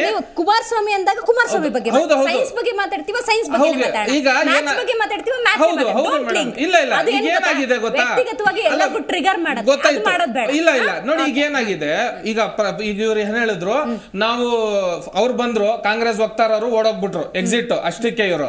ಈಗ ಇವ್ರು JDS ಅವ್ರಿಗೆ ಉತ್ತರ ಇದು ನೀವು ಹೇಳಿದಾರಲ್ಲ, ಬೇಡ ಎಕ್ಸೆಪ್ಟೇಷನ್ ಬೇಡ. ಇವ್ರು ಹೇಳಿದ್ರು, ನಾನೇನ್ ಹೇಳ್ದೆ ನಿಮ್ಗೆ, ನಾನು ಚನ್ನಪಟ್ಟಣದಲ್ಲಿ MLA ಕ್ಯಾಂಡಿಡೇಟ್ ಆದವನು, ಚನ್ನಪಟ್ಟಣದವ್ರಿಗೆ ನಮ್ಗೆಲ್ಲ ತಗೊಂಡು ಇದ್ ಮಾಡಿದವ್ರು ಇವರು ಅಂತ ಇವರು ತಂದು ಹಾಕಿರುವಂತ ಕೆಲಸ ಮಾಡಿರೋದು. ಈಗ ವಿಚಾರ ಬಂದು ರೈತರಿಗೆ ಮೋಸ ಆಗಿದೆ, ಅದಕ್ಕೋಸ್ಕರ ನಾವು ಜಗಳ ಆಡ್ತಾ ಇದೀವಿ, ರೈತರಿಗೆ ನ್ಯಾಯ ಸಿಗ್ಲಿ. ಯಾಕಂದ್ರೆ ಇವ್ರು ಹೇಳಿದ್ರು, ಏನ್ ಹೇಳಿದ್ರು, ಅವ್ರಿಗೂ ಕೊಡ್ಸೋ ಜಾಗದಲ್ಲಿ ರೈತರಿಗೂ ಇದೇ ನ್ಯಾಯ ಸಿಗುತ್ತಾ ಅಂತ. ಇದು ವಿಚಾರವಾಗಿ ಮಾತಾಡ್ತಾ ಇರೋದು. ಇವರು ಕುಮಾರಸ್ವಾಮಿ ಕೂದ್ಲು ಎಷ್ಟಿದೆ, ಆಪರೇಷನ್ ಎಷ್ಟಾಗಿದೆ, ಉಗ್ರ ಎಷ್ಟಿದೆ, ಪೆಂಡ್ರೈವ್ ಎಷ್ಟಿದೆ, ಇಲ್ಲಿ ಇವ್ರಿಗೆ ಮಾತಾಡಕ್ ಕರ್ದಿಲ್ಲ ನಾವು. ಇಲ್ಲಿ ಮಾತಾಡ್ಬೇಕಾಗಿರೋದು ನಮಗೆ ಪಿನ್ ಮಾಡಿ ಮಾತಾಡೋ ಅವಶ್ಯಕತೆ ಇಲ್ಲ. ನಾವು ಹೊಳೆ ನರಸೀಪುರದಲ್ಲಿ ಒಟ್ಟಿರೋದು, ನಮಗೂ ಚುರುಕು ಅನ್ನುತ್ತೆ. ಏನಕ್ಕೆ ಅಂದಾಗ ಇವರು ನಾವೊಂದು ವ್ಯಕ್ತಿತ್ವವಾಗಿ ಮಾತಾಡ್ತಾ ಇಲ್ಲ, ಇವರು ತಂದು ಹಾಕಿರುವಂತ ಕೆಲಸ ಮಾಡಿರೋದೆ. 2008ರಲ್ಲಿ ನೋಡಿ ಇವ್ರು ತಂದು ಹಾಕಿರೋ ಕೆಲಸ ಮಾಡಿರೋದೆ. ಇವ್ರಿಗೆ ಜನಗಳ ಮುಂದೆ ಇವತ್ತು ಯಾವುದೇ ರೀತಿಯ ಮರ್ಯಾದೆ ಇಲ್ಲ, ಇವ್ರಿಗೆ ಯಾವುದೇ ಕಾರಣಕ್ಕೆ ಎಕ್ಸೆಪ್ಟ್ ಮಾಡುವಂತ ರೀತಿ ಇಲ್ಲ. JDS ಅನ್ನೋದು ಮಣ್ ಪಾಲಾಗಿದೆ. ಮುಸಲ್ಮಾನ ಯಾವ ಮುಸಲ್ಮಾನು ಈ JDS ಅಲ್ಲಿ ಕೆಲಸ ಮಾಡ್ತಾ ಇದ್ದಾರೆ, ಅವರು ಮುಸಲ್ಮಾನ ಇಲ್ಲ ಅದರಲ್ಲಿ, ಆ ಪಕ್ಷದಲ್ಲಿ. ಪ್ರಶಾಂತಿ ಅವರೇ, ತಂದಿಟ್ಟು ತಮಾಷೆ ನೋಡೋ ಕೆಲಸವನ್ನ ಕುಮಾರಸ್ವಾಮಿ ಅವರು ಮಾಡ್ತಿದ್ದಾರೆ. ಅವರು ಸ್ವಲ್ಪ ತಿಳುವಳಿಕೆ ಸ್ವಲ್ಪ ಕಡಿಮೆ ಅನ್ಸುತ್ತೆ, ಅವ್ರ ತಿಳುವಳಿಕೆ ನಿಮ್ಮಷ್ಟಿಲ್ಲ ಅನ್ಸುತ್ತೆ ಹೇಳಿ. ಮಾತಾಡ್ಬೇಕಾದ್ರೆ ನೀವು ದಯವಿಟ್ಟು ಮಾತಾಡ್ಬೇಡಿ. ಹೇಳಿ ಮೇಡಮ್, ಆಡಿಯೋ ನಮಗೆ ಕೇಳಲ್ಲ, ಟೆಕ್ನಿಕಲಿ ಪ್ರಾಬ್ಲಮ್ ಆಗುತ್ತೆ. ನೀವು ಮಾತಾಡಿದ್ರೆ ಅವ್ರ ವಾಯ್ಸ್ ನಮಗೆ ಕೇಳಲ್ಲ. ಓಕೆನಾ? ನೀವು ಫಾರೂಕ್ ಅಬ್ದುಲ್ಲಾ ಯಾರು, ಮುಸಲ್ಮಾನ್ರಲ್ವಾ? ಇವಾಗ ಸೈಯದ್ ಅಬ್ದುಲ್ಲಾ ಅಂತ ಹೇಳಿ ನಾವು JDS ಬೆಳೆದಿರೋದು ಇಲ್ಲಿ ಗಂಟ. ಮಾತಾಡದ್ಮೇಲೆ ಮಾತಾಡಿ, ಹೇಳಿ ಮೇಡಮ್ ಅವರೇ, ನೀವು ಸ್ವಲ್ಪ ಗಮನ ಇಟ್ಟು ಹೇಳಿ. JDS ಮೇಲೆ ಒಂದು ಪ್ರೀತಿ ಇಟ್ಕೊಂಡು ನಮ್ಮೇಲೆ ಬೀಳ್ಬೇಡಿ ನೀವು. ನಿಮ್ಗೆ ಅವ್ರು ತಂದಿಡೋ ಅಂತ ಕೆಲಸ ಮಾಡಿದ್ದಾರೆ, ಅದಕ್ಕೆ ಉತ್ತರ ಕೊಡಿ ನೀವು. ಮೇಡಮ್ ಅವ್ರಿಗೆ ದಯವಿಟ್ಟು ಮಾತಾಡಬೇಡಿ. ನಾನು ಮಾತಾಡ್ಬೇಕಾದ್ರೆ ಜೂಮ್ ಕಾಲ್ ಸರಿಯಾಗಿ ಹೇಳ್ತಿದ್ದೆ. ನೀವೆಲ್ಲ ಕರೆದಿದ್ದಾರೆ, ನಾವು ಬರ್ತೀವಿ. ನೀವ್ ಯಾರೇ ನನಗೆ ಬರ್ಬೇಡಿ ಗಿಡ್ಬೇಡಿ ಅಂದಕ್ಕೆ? ನಿಮ್ಗೆ ಯಾವ ಯೋಗ್ಯತೆ ನೈತಿಕತೆ ಇದೆ ನನಗೆ ಹೇಳೋದಕ್ಕೆ? ಹುಷಾರು, ಇಂಥ ಮಾತೆಲ್ಲ ಆಡಿದ್ರೆ ನಾನು ಆಮೇಲೆ ನಿಮ್ ಮೇಲೆ ಕ್ರಮ ಕೈಗೊಳ್ಳಬೇಕಾಗತ್ತೆ. ಏನ್ ಮಾತಾಡ್ತಾ ಇದ್ದೀರಾ ನೀವು? ನೀವು ಮಾತಾಡ್ತೀರಲ್ಲ, ನಿಮ್ಗೆ ಎಷ್ಟು ಜನ ಮುಸಲ್ಮಾನರು ಇದಾರಂತ ಏನ್ ಗೊತ್ತಿದೆ? ಇವಾಗ ನಾನು ತೋರಿಸ್ತಿದ್ರೆ, ಇವಾಗ ನಿಮ್ಮ JDS ಏನ್ ಎಲ್ಲಾ ಮುಸಲ್ಮಾನರು ಬಿಟ್ಟು ಕಾಂಗ್ರೆಸ್ ಓಡಿದ್ರ? ನಿಮ್ಗೆ ಅದ್ರ ಬಗ್ಗೆ ಗೊತ್ತಿದ್ಯಾ? ಇಲ್ಲ ಅಂದ್ಮೇಲೆ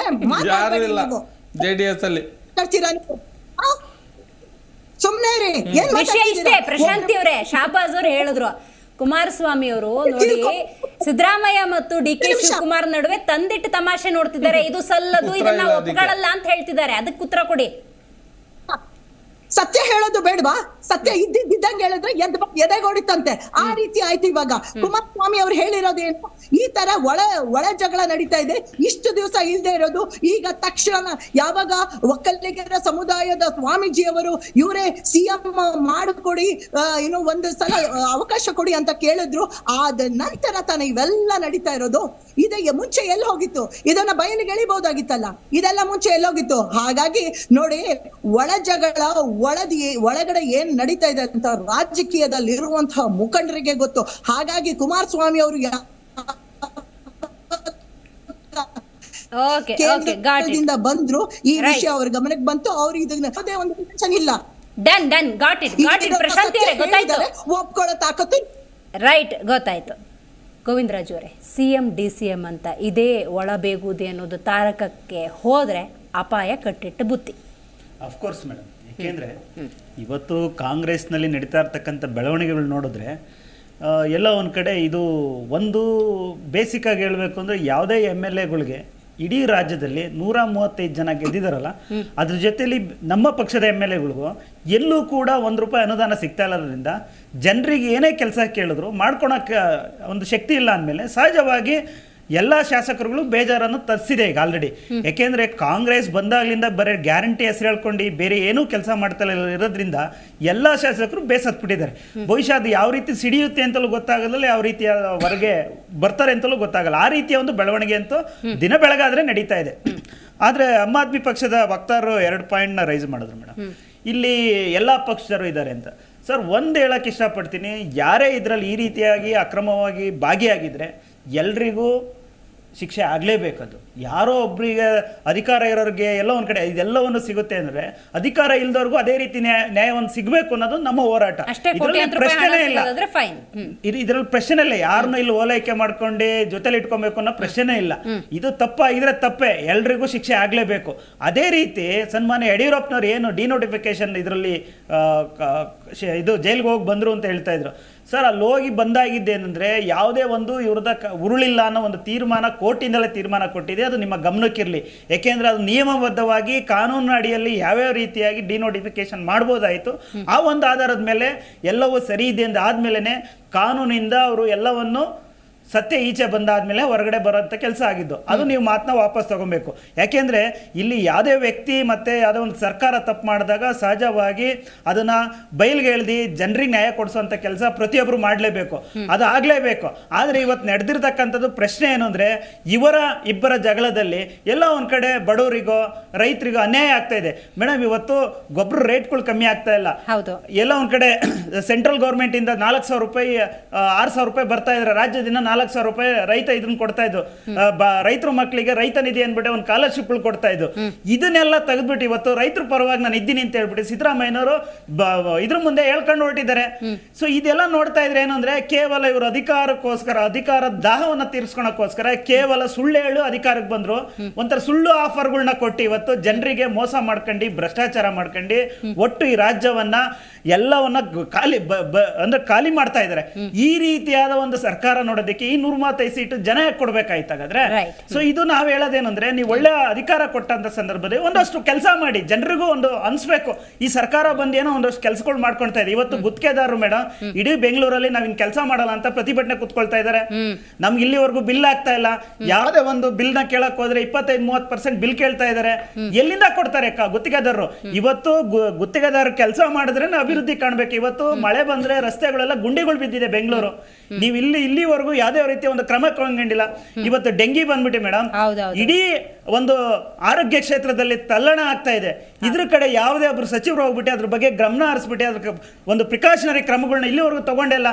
ಇದು ಕಾಯಿಲೆ ಯಾರಿಗೋ ಬಂದಿರೋದಲ್ಲ ಮೇಡಮ್. BBMP ಆಯುಕ್ತರಾದಂಥ ಇವರು ನಮ್ಮ ತುಷಾರ್ ಗಿರಿನಾಥ್ ಅವ್ರಿಗೂ ಬಂದಿದೆ. ಇದು ಅರ್ಥ ಆಗ್ಬೇಕು. ಮೇಲ್ವರ್ಗದ ಅಧಿಕಾರಿಗಳೇ ಈ ಮಟ್ಟದಲ್ಲಿ ಒಂದು ಸಫರ್ ಪಡ್ತಾ ಇದ್ರು. ನೀವು ಆರಾಮಾಗಿ ನಿಮ್ಮ ರಾಜಕೀಯ ಜಂಜಾಟಗಳು, ಈ ರೀತಿಯಾದ ಒಂದು ಕುರ್ಚಿಗಾಗಿ ನೀವು ಗಲಾಟೆ ಮಾಡ್ಕೊಂಡು ಈ ರಾಜ್ಯವನ್ನ ಇನ್ನೂ ನೀವು ಹಾಳುಗೆಡೋದಕ್ಕೆ ನೀವೆಲ್ಲ ಎಲ್ಲೋ ಒಂದ್ ಕಡೆ ನಿಮ್ಮ ಮೈ ಮರ್ತಂಗ್ ಕೂತಿದ್ರೆ, ಸೊ ಇದು ರಾಜ್ಯ ಹಾಳಾಗೋದ್ರಲ್ಲಿ ಒಂದು ಇದೇ ಇಲ್ಲ ಅನ್ನೋದಕ್ಕೆ ನಾನು ಹೇಳಕ್ ಇಷ್ಟಪಡ್ತೀನಿ. 2-3 ದಿವಸದಿಂದ ನೀವು ಈ ಗುದ್ದಾಟವನ್ನು ತೋರಿಸ್ತಾ ಇದ್ದೀರಾ. ಜಿ ಕನ್ನಡದವರು ಎಲ್ಲವನ್ನು ಪ್ರಸ್ತಾಪ ಮಾಡ್ತಾ ಇದ್ದಾರೆ. ಕಷ್ಟಪಟ್ಟು ಅದರ ರಿಪೋರ್ಟ್ಗಳನ್ನು ತಗೊಂಡು, ಇದು ಯಾವ ರೀತಿ ಅಂದ್ರೆ, ಅಲ್ಲಿ ಸಿದ್ದರಾಮಯ್ಯ ಅವ್ರ ಹೆಂಡತಿಗೆ ಮೋಸ ಆಗಿದೆ ಅಲ್ಲ ಅಂತ ಅಲ್ಲ, ನೀವು ಜನಗಳಿಗೆ ರೈತರಿಗೆ ಮೋಸ ಆಗಿದೆ ಅಂತ ಏಕೈಕ ಚಾನಲ್ ಓಡಾಡ್ತಾ ಇದ್ರೆ, ಅದಕ್ಕೆ ಕೂರಿಸಿ ನೀವೆಲ್ಲ ಡೆಬಿಟ್ ಎಲ್ಲ ನಡೆಸ್ತಾ ಇದ್ರೆ ಅದು ಜಿ ಕನ್ನಡ ಅಂತ ಹೇಳಕ್ ಇಷ್ಟಪಡ್ತೀನಿ. ಯಾಕಂದ್ರೆ ನಿಮ್ಮ ಚಾನಲ್ ಅವ್ರಿಗೆ, ನಿಮ್ಮ ಎಡಿಟರ್ ಅವ್ರಿಗೆ, ನಿಮ್ಮ ಎಲ್ಲ ಕ್ಯಾಮರಾಮ್ಯಾನ್, ಎಡಿಟರ್ ಎಲ್ರಿಗೂ ಕೂಡ ಧನ್ಯವಾದಗಳನ್ನು ಹೇಳಕ್ ಇಷ್ಟಪಡ್ತೀನಿ. ಇದರಲ್ಲಿ ಒಂದು ವಿಷಯ, ಈಗ ನಿಮ್ಗೆ ಗೊತ್ತಾಯ್ತಾ ಇಷ್ಟು ಮಾತುಗಳಲ್ಲಿ? ಈಗ ನಾನೇನ್ ಹೇಳ್ದೆ, ಕುಮಾರಸ್ವಾಮಿ ಅವರು ತಂದು ಹಾಕೋ ಕೆಲಸ ಮಾಡಿದ್ರು. ಒಂದು. ಎರಡನೇದು, ಇಲ್ಲಿ ಕುರ್ಚಿಗಾಗಿ ಜಗಳ ನಡೀತಾ ಇದೆ. ಈ ಕುರ್ಚಿಗಾದ್ರೂ ಮಾಡ್ಕೊಳ್ಳಿ. ಈಗ ಎಲ್ಲಾ ಪೇಪರ್ಗಳಲ್ಲಿ ಕುರ್ಚಿ ಹಾಕ್ಬಿಟ್ಟು ಈ ಕಡೆ ಸಿದ್ದರಾಮಯ್ಯ, ಈ ಕಡೆ DK ಶಿವಕುಮಾರ್ ಹಾಕಿ ತೋರಿಸ್ತಾ ಇದ್ರು ಪೇಪರ್ಗಳಲ್ಲೆಲ್ಲ, ಇವ್ರು ಬರ್ತಾರ ಅಂತ. ನೋಡಿ, ಇವತ್ತಿನ ಕಾಲದಲ್ಲಿ ಈ ಕಾಂಗ್ರೆಸ್ ಇವತ್ತಿದೆ ನಮ್ಮ ಕರ್ನಾಟಕದಲ್ಲಿ, ನಾವು ನೆಮ್ಮದಿಯಿಂದ ಇದ್ದೀವಿ. ಏನಕ್ಕೆ ನೆಮ್ಮದಿಯಿಂದ ಇದ್ದೀವಿ? ಇದು ವಿಚಾರ ಬಂದಾಗ ಯಾರಾದ್ರೂ ಒಬ್ರು ಸಿಗಾಕೊಂಡಾಗ ಹಗರಣ ಮಾಡಿದಾರ ಅಂದಾಗ ಅದಕ್ಕೆ ಧ್ವನಿ ಎತ್ತೋದು ನಮ್ಮ ಕರ್ತವ್ಯ. ಯಾರಾದ್ರೂ ಆಗಿರ್ಲಿ, ನೀವಾಗಿರ್ಲಿ, ನಾನಾಗಿರ್ಲಿ, ಅದಕ್ಕೆ ವಿಚಾರ ನೋಡಕ್ ಹೋಗ್ಬಾರ್ದು. ನಾವು ಅದಕ್ಕೆ ಧ್ವನಿ ಎತ್ತಬೇಕು, ಅದು ನಮ್ಮ ಕರ್ತವ್ಯ. ನೀವು ಅಧಿಕಾರದಲ್ಲಿ ಇರ್ಲಿ, ಇಲ್ದೇ ಇರ್ಲಿ, ಕುರ್ಚಿ ಸಿಗ್ಲಿ ಸಿಗದೆ ಇರ್ಲಿ, ಅದಕ್ಕೆಲ್ಲ ಅವಶ್ಯಕತೆ ಇಲ್ಲ. ಈಗ ಇಷ್ಟು ಎಲ್ಲ ರೈತರಿಗೆ ಮೋಸ ಆಗಿದೆ ಅಂತ ಹೇಳಿದ್ರೆ, ಇಷ್ಟು ದಿನದಿಂದ ಬಿಜೆಪಿ ಸರ್ಕಾರನೂ ಇತ್ತು, JDS ಸರ್ಕಾರನೂ ಇತ್ತು. ಈಗ ದಿಲ್ಲಿಯಲ್ಲಿ ಆಮ್ ಆದ್ಮಿ ಸರ್ಕಾರದವ್ರು ಏನ್ ಮಾಡಿದ್ರು, ಈಗ ಇಷ್ಟು ಚೆನ್ನಾಗಿ ಇವ್ರು ಹೇಳಿದ್ರು ಕೂತ್ಕೊಂಡು, ನಾವೇನೋ ಸತ್ಯ ಹೇಳೋರು, ನಾವೇನೂ ಮಾಡಿಲ್ಲ ಇಲ್ಲಿ ಗಂಟ ಜೀವನದಲ್ಲಿ ಅನ್ನೋ ರೀತಿಲಿ. ಅಲ್ಲೂ ಕೂಡ ಅಲ್ಲಿರುವಂತಹ ದಿಲ್ಲಿಯಲ್ಲಿ ರೈತರಿಗೆ ಮೋಸ ಆಗಿದ್ದಕ್ಕೆ ಸ್ವತಃ ದಿಲ್ಲಿ ಅರವಿಂದ್ ಕೇಜ್ರಿವಾಲ್ ಅವರೇ ರೋಡಿಗೆ ಇಳಿತಾರೆ. ಇಳಿದು ಹೋಗಿ ಅಲ್ಲಿ ಕೇಳ್ತಾರೆ, ಏನಂತ, ನಿಮ್ಗೇನ್ ಸಮಸ್ಯೆ ಅಂತ ಹೇಳಿ. ಕೇಳ್ದಾಗ ಅಲ್ಲಿ ಏನಾಗುತ್ತೆ, ಅವ್ರು ಎದುರು ಬಿದ್ದಾಗ ಏನ್ ತೋರಿಸ್ತಾರೆ ಟಿವಿಗಳಲ್ಲಿ ಇವರು, ಯಾಕಂದ್ರೆ ಇವ್ರು ಭಕ್ತರಲ್ವಾ, ಭಕ್ತರಾದವ್ರು ನೀವು ಅವ್ರಿಗೆ ಭಕ್ತಿ ಕೊಡಿ, ನೀವು ಪೂಜೆ ಮಾಡಿ ಅವ್ರಿಗೆ. ನಾವು ಬೇಡ ಅಂತ ಹೇಳಲ್ಲ. ನಾನು ನಮ್ಮ ಅಲ್ಲನ್ ಬಿಟ್ಟು ನಾನು ಯಾರನ್ನು ಪೂಜೆ ಮಾಡಲ್ಲ, ನೀವು ನಿಮ್ಮ ಕೃಷ್ಣ ದೇವರನ್ನು ಬಿಟ್ಟು ನೀವು ಯಾರು ಪೂಜೆ ಮಾಡಬೇಡಿ. ಈ ಮುಖ್ಯಮಂತ್ರಿ ಆದ್ರೂ ಸಹ ಅವರು ಒಬ್ರು ಮನುಷ್ಯರು ಅನ್ನೋದನ್ನ ಮರಿಬೇಡ್ರಿ.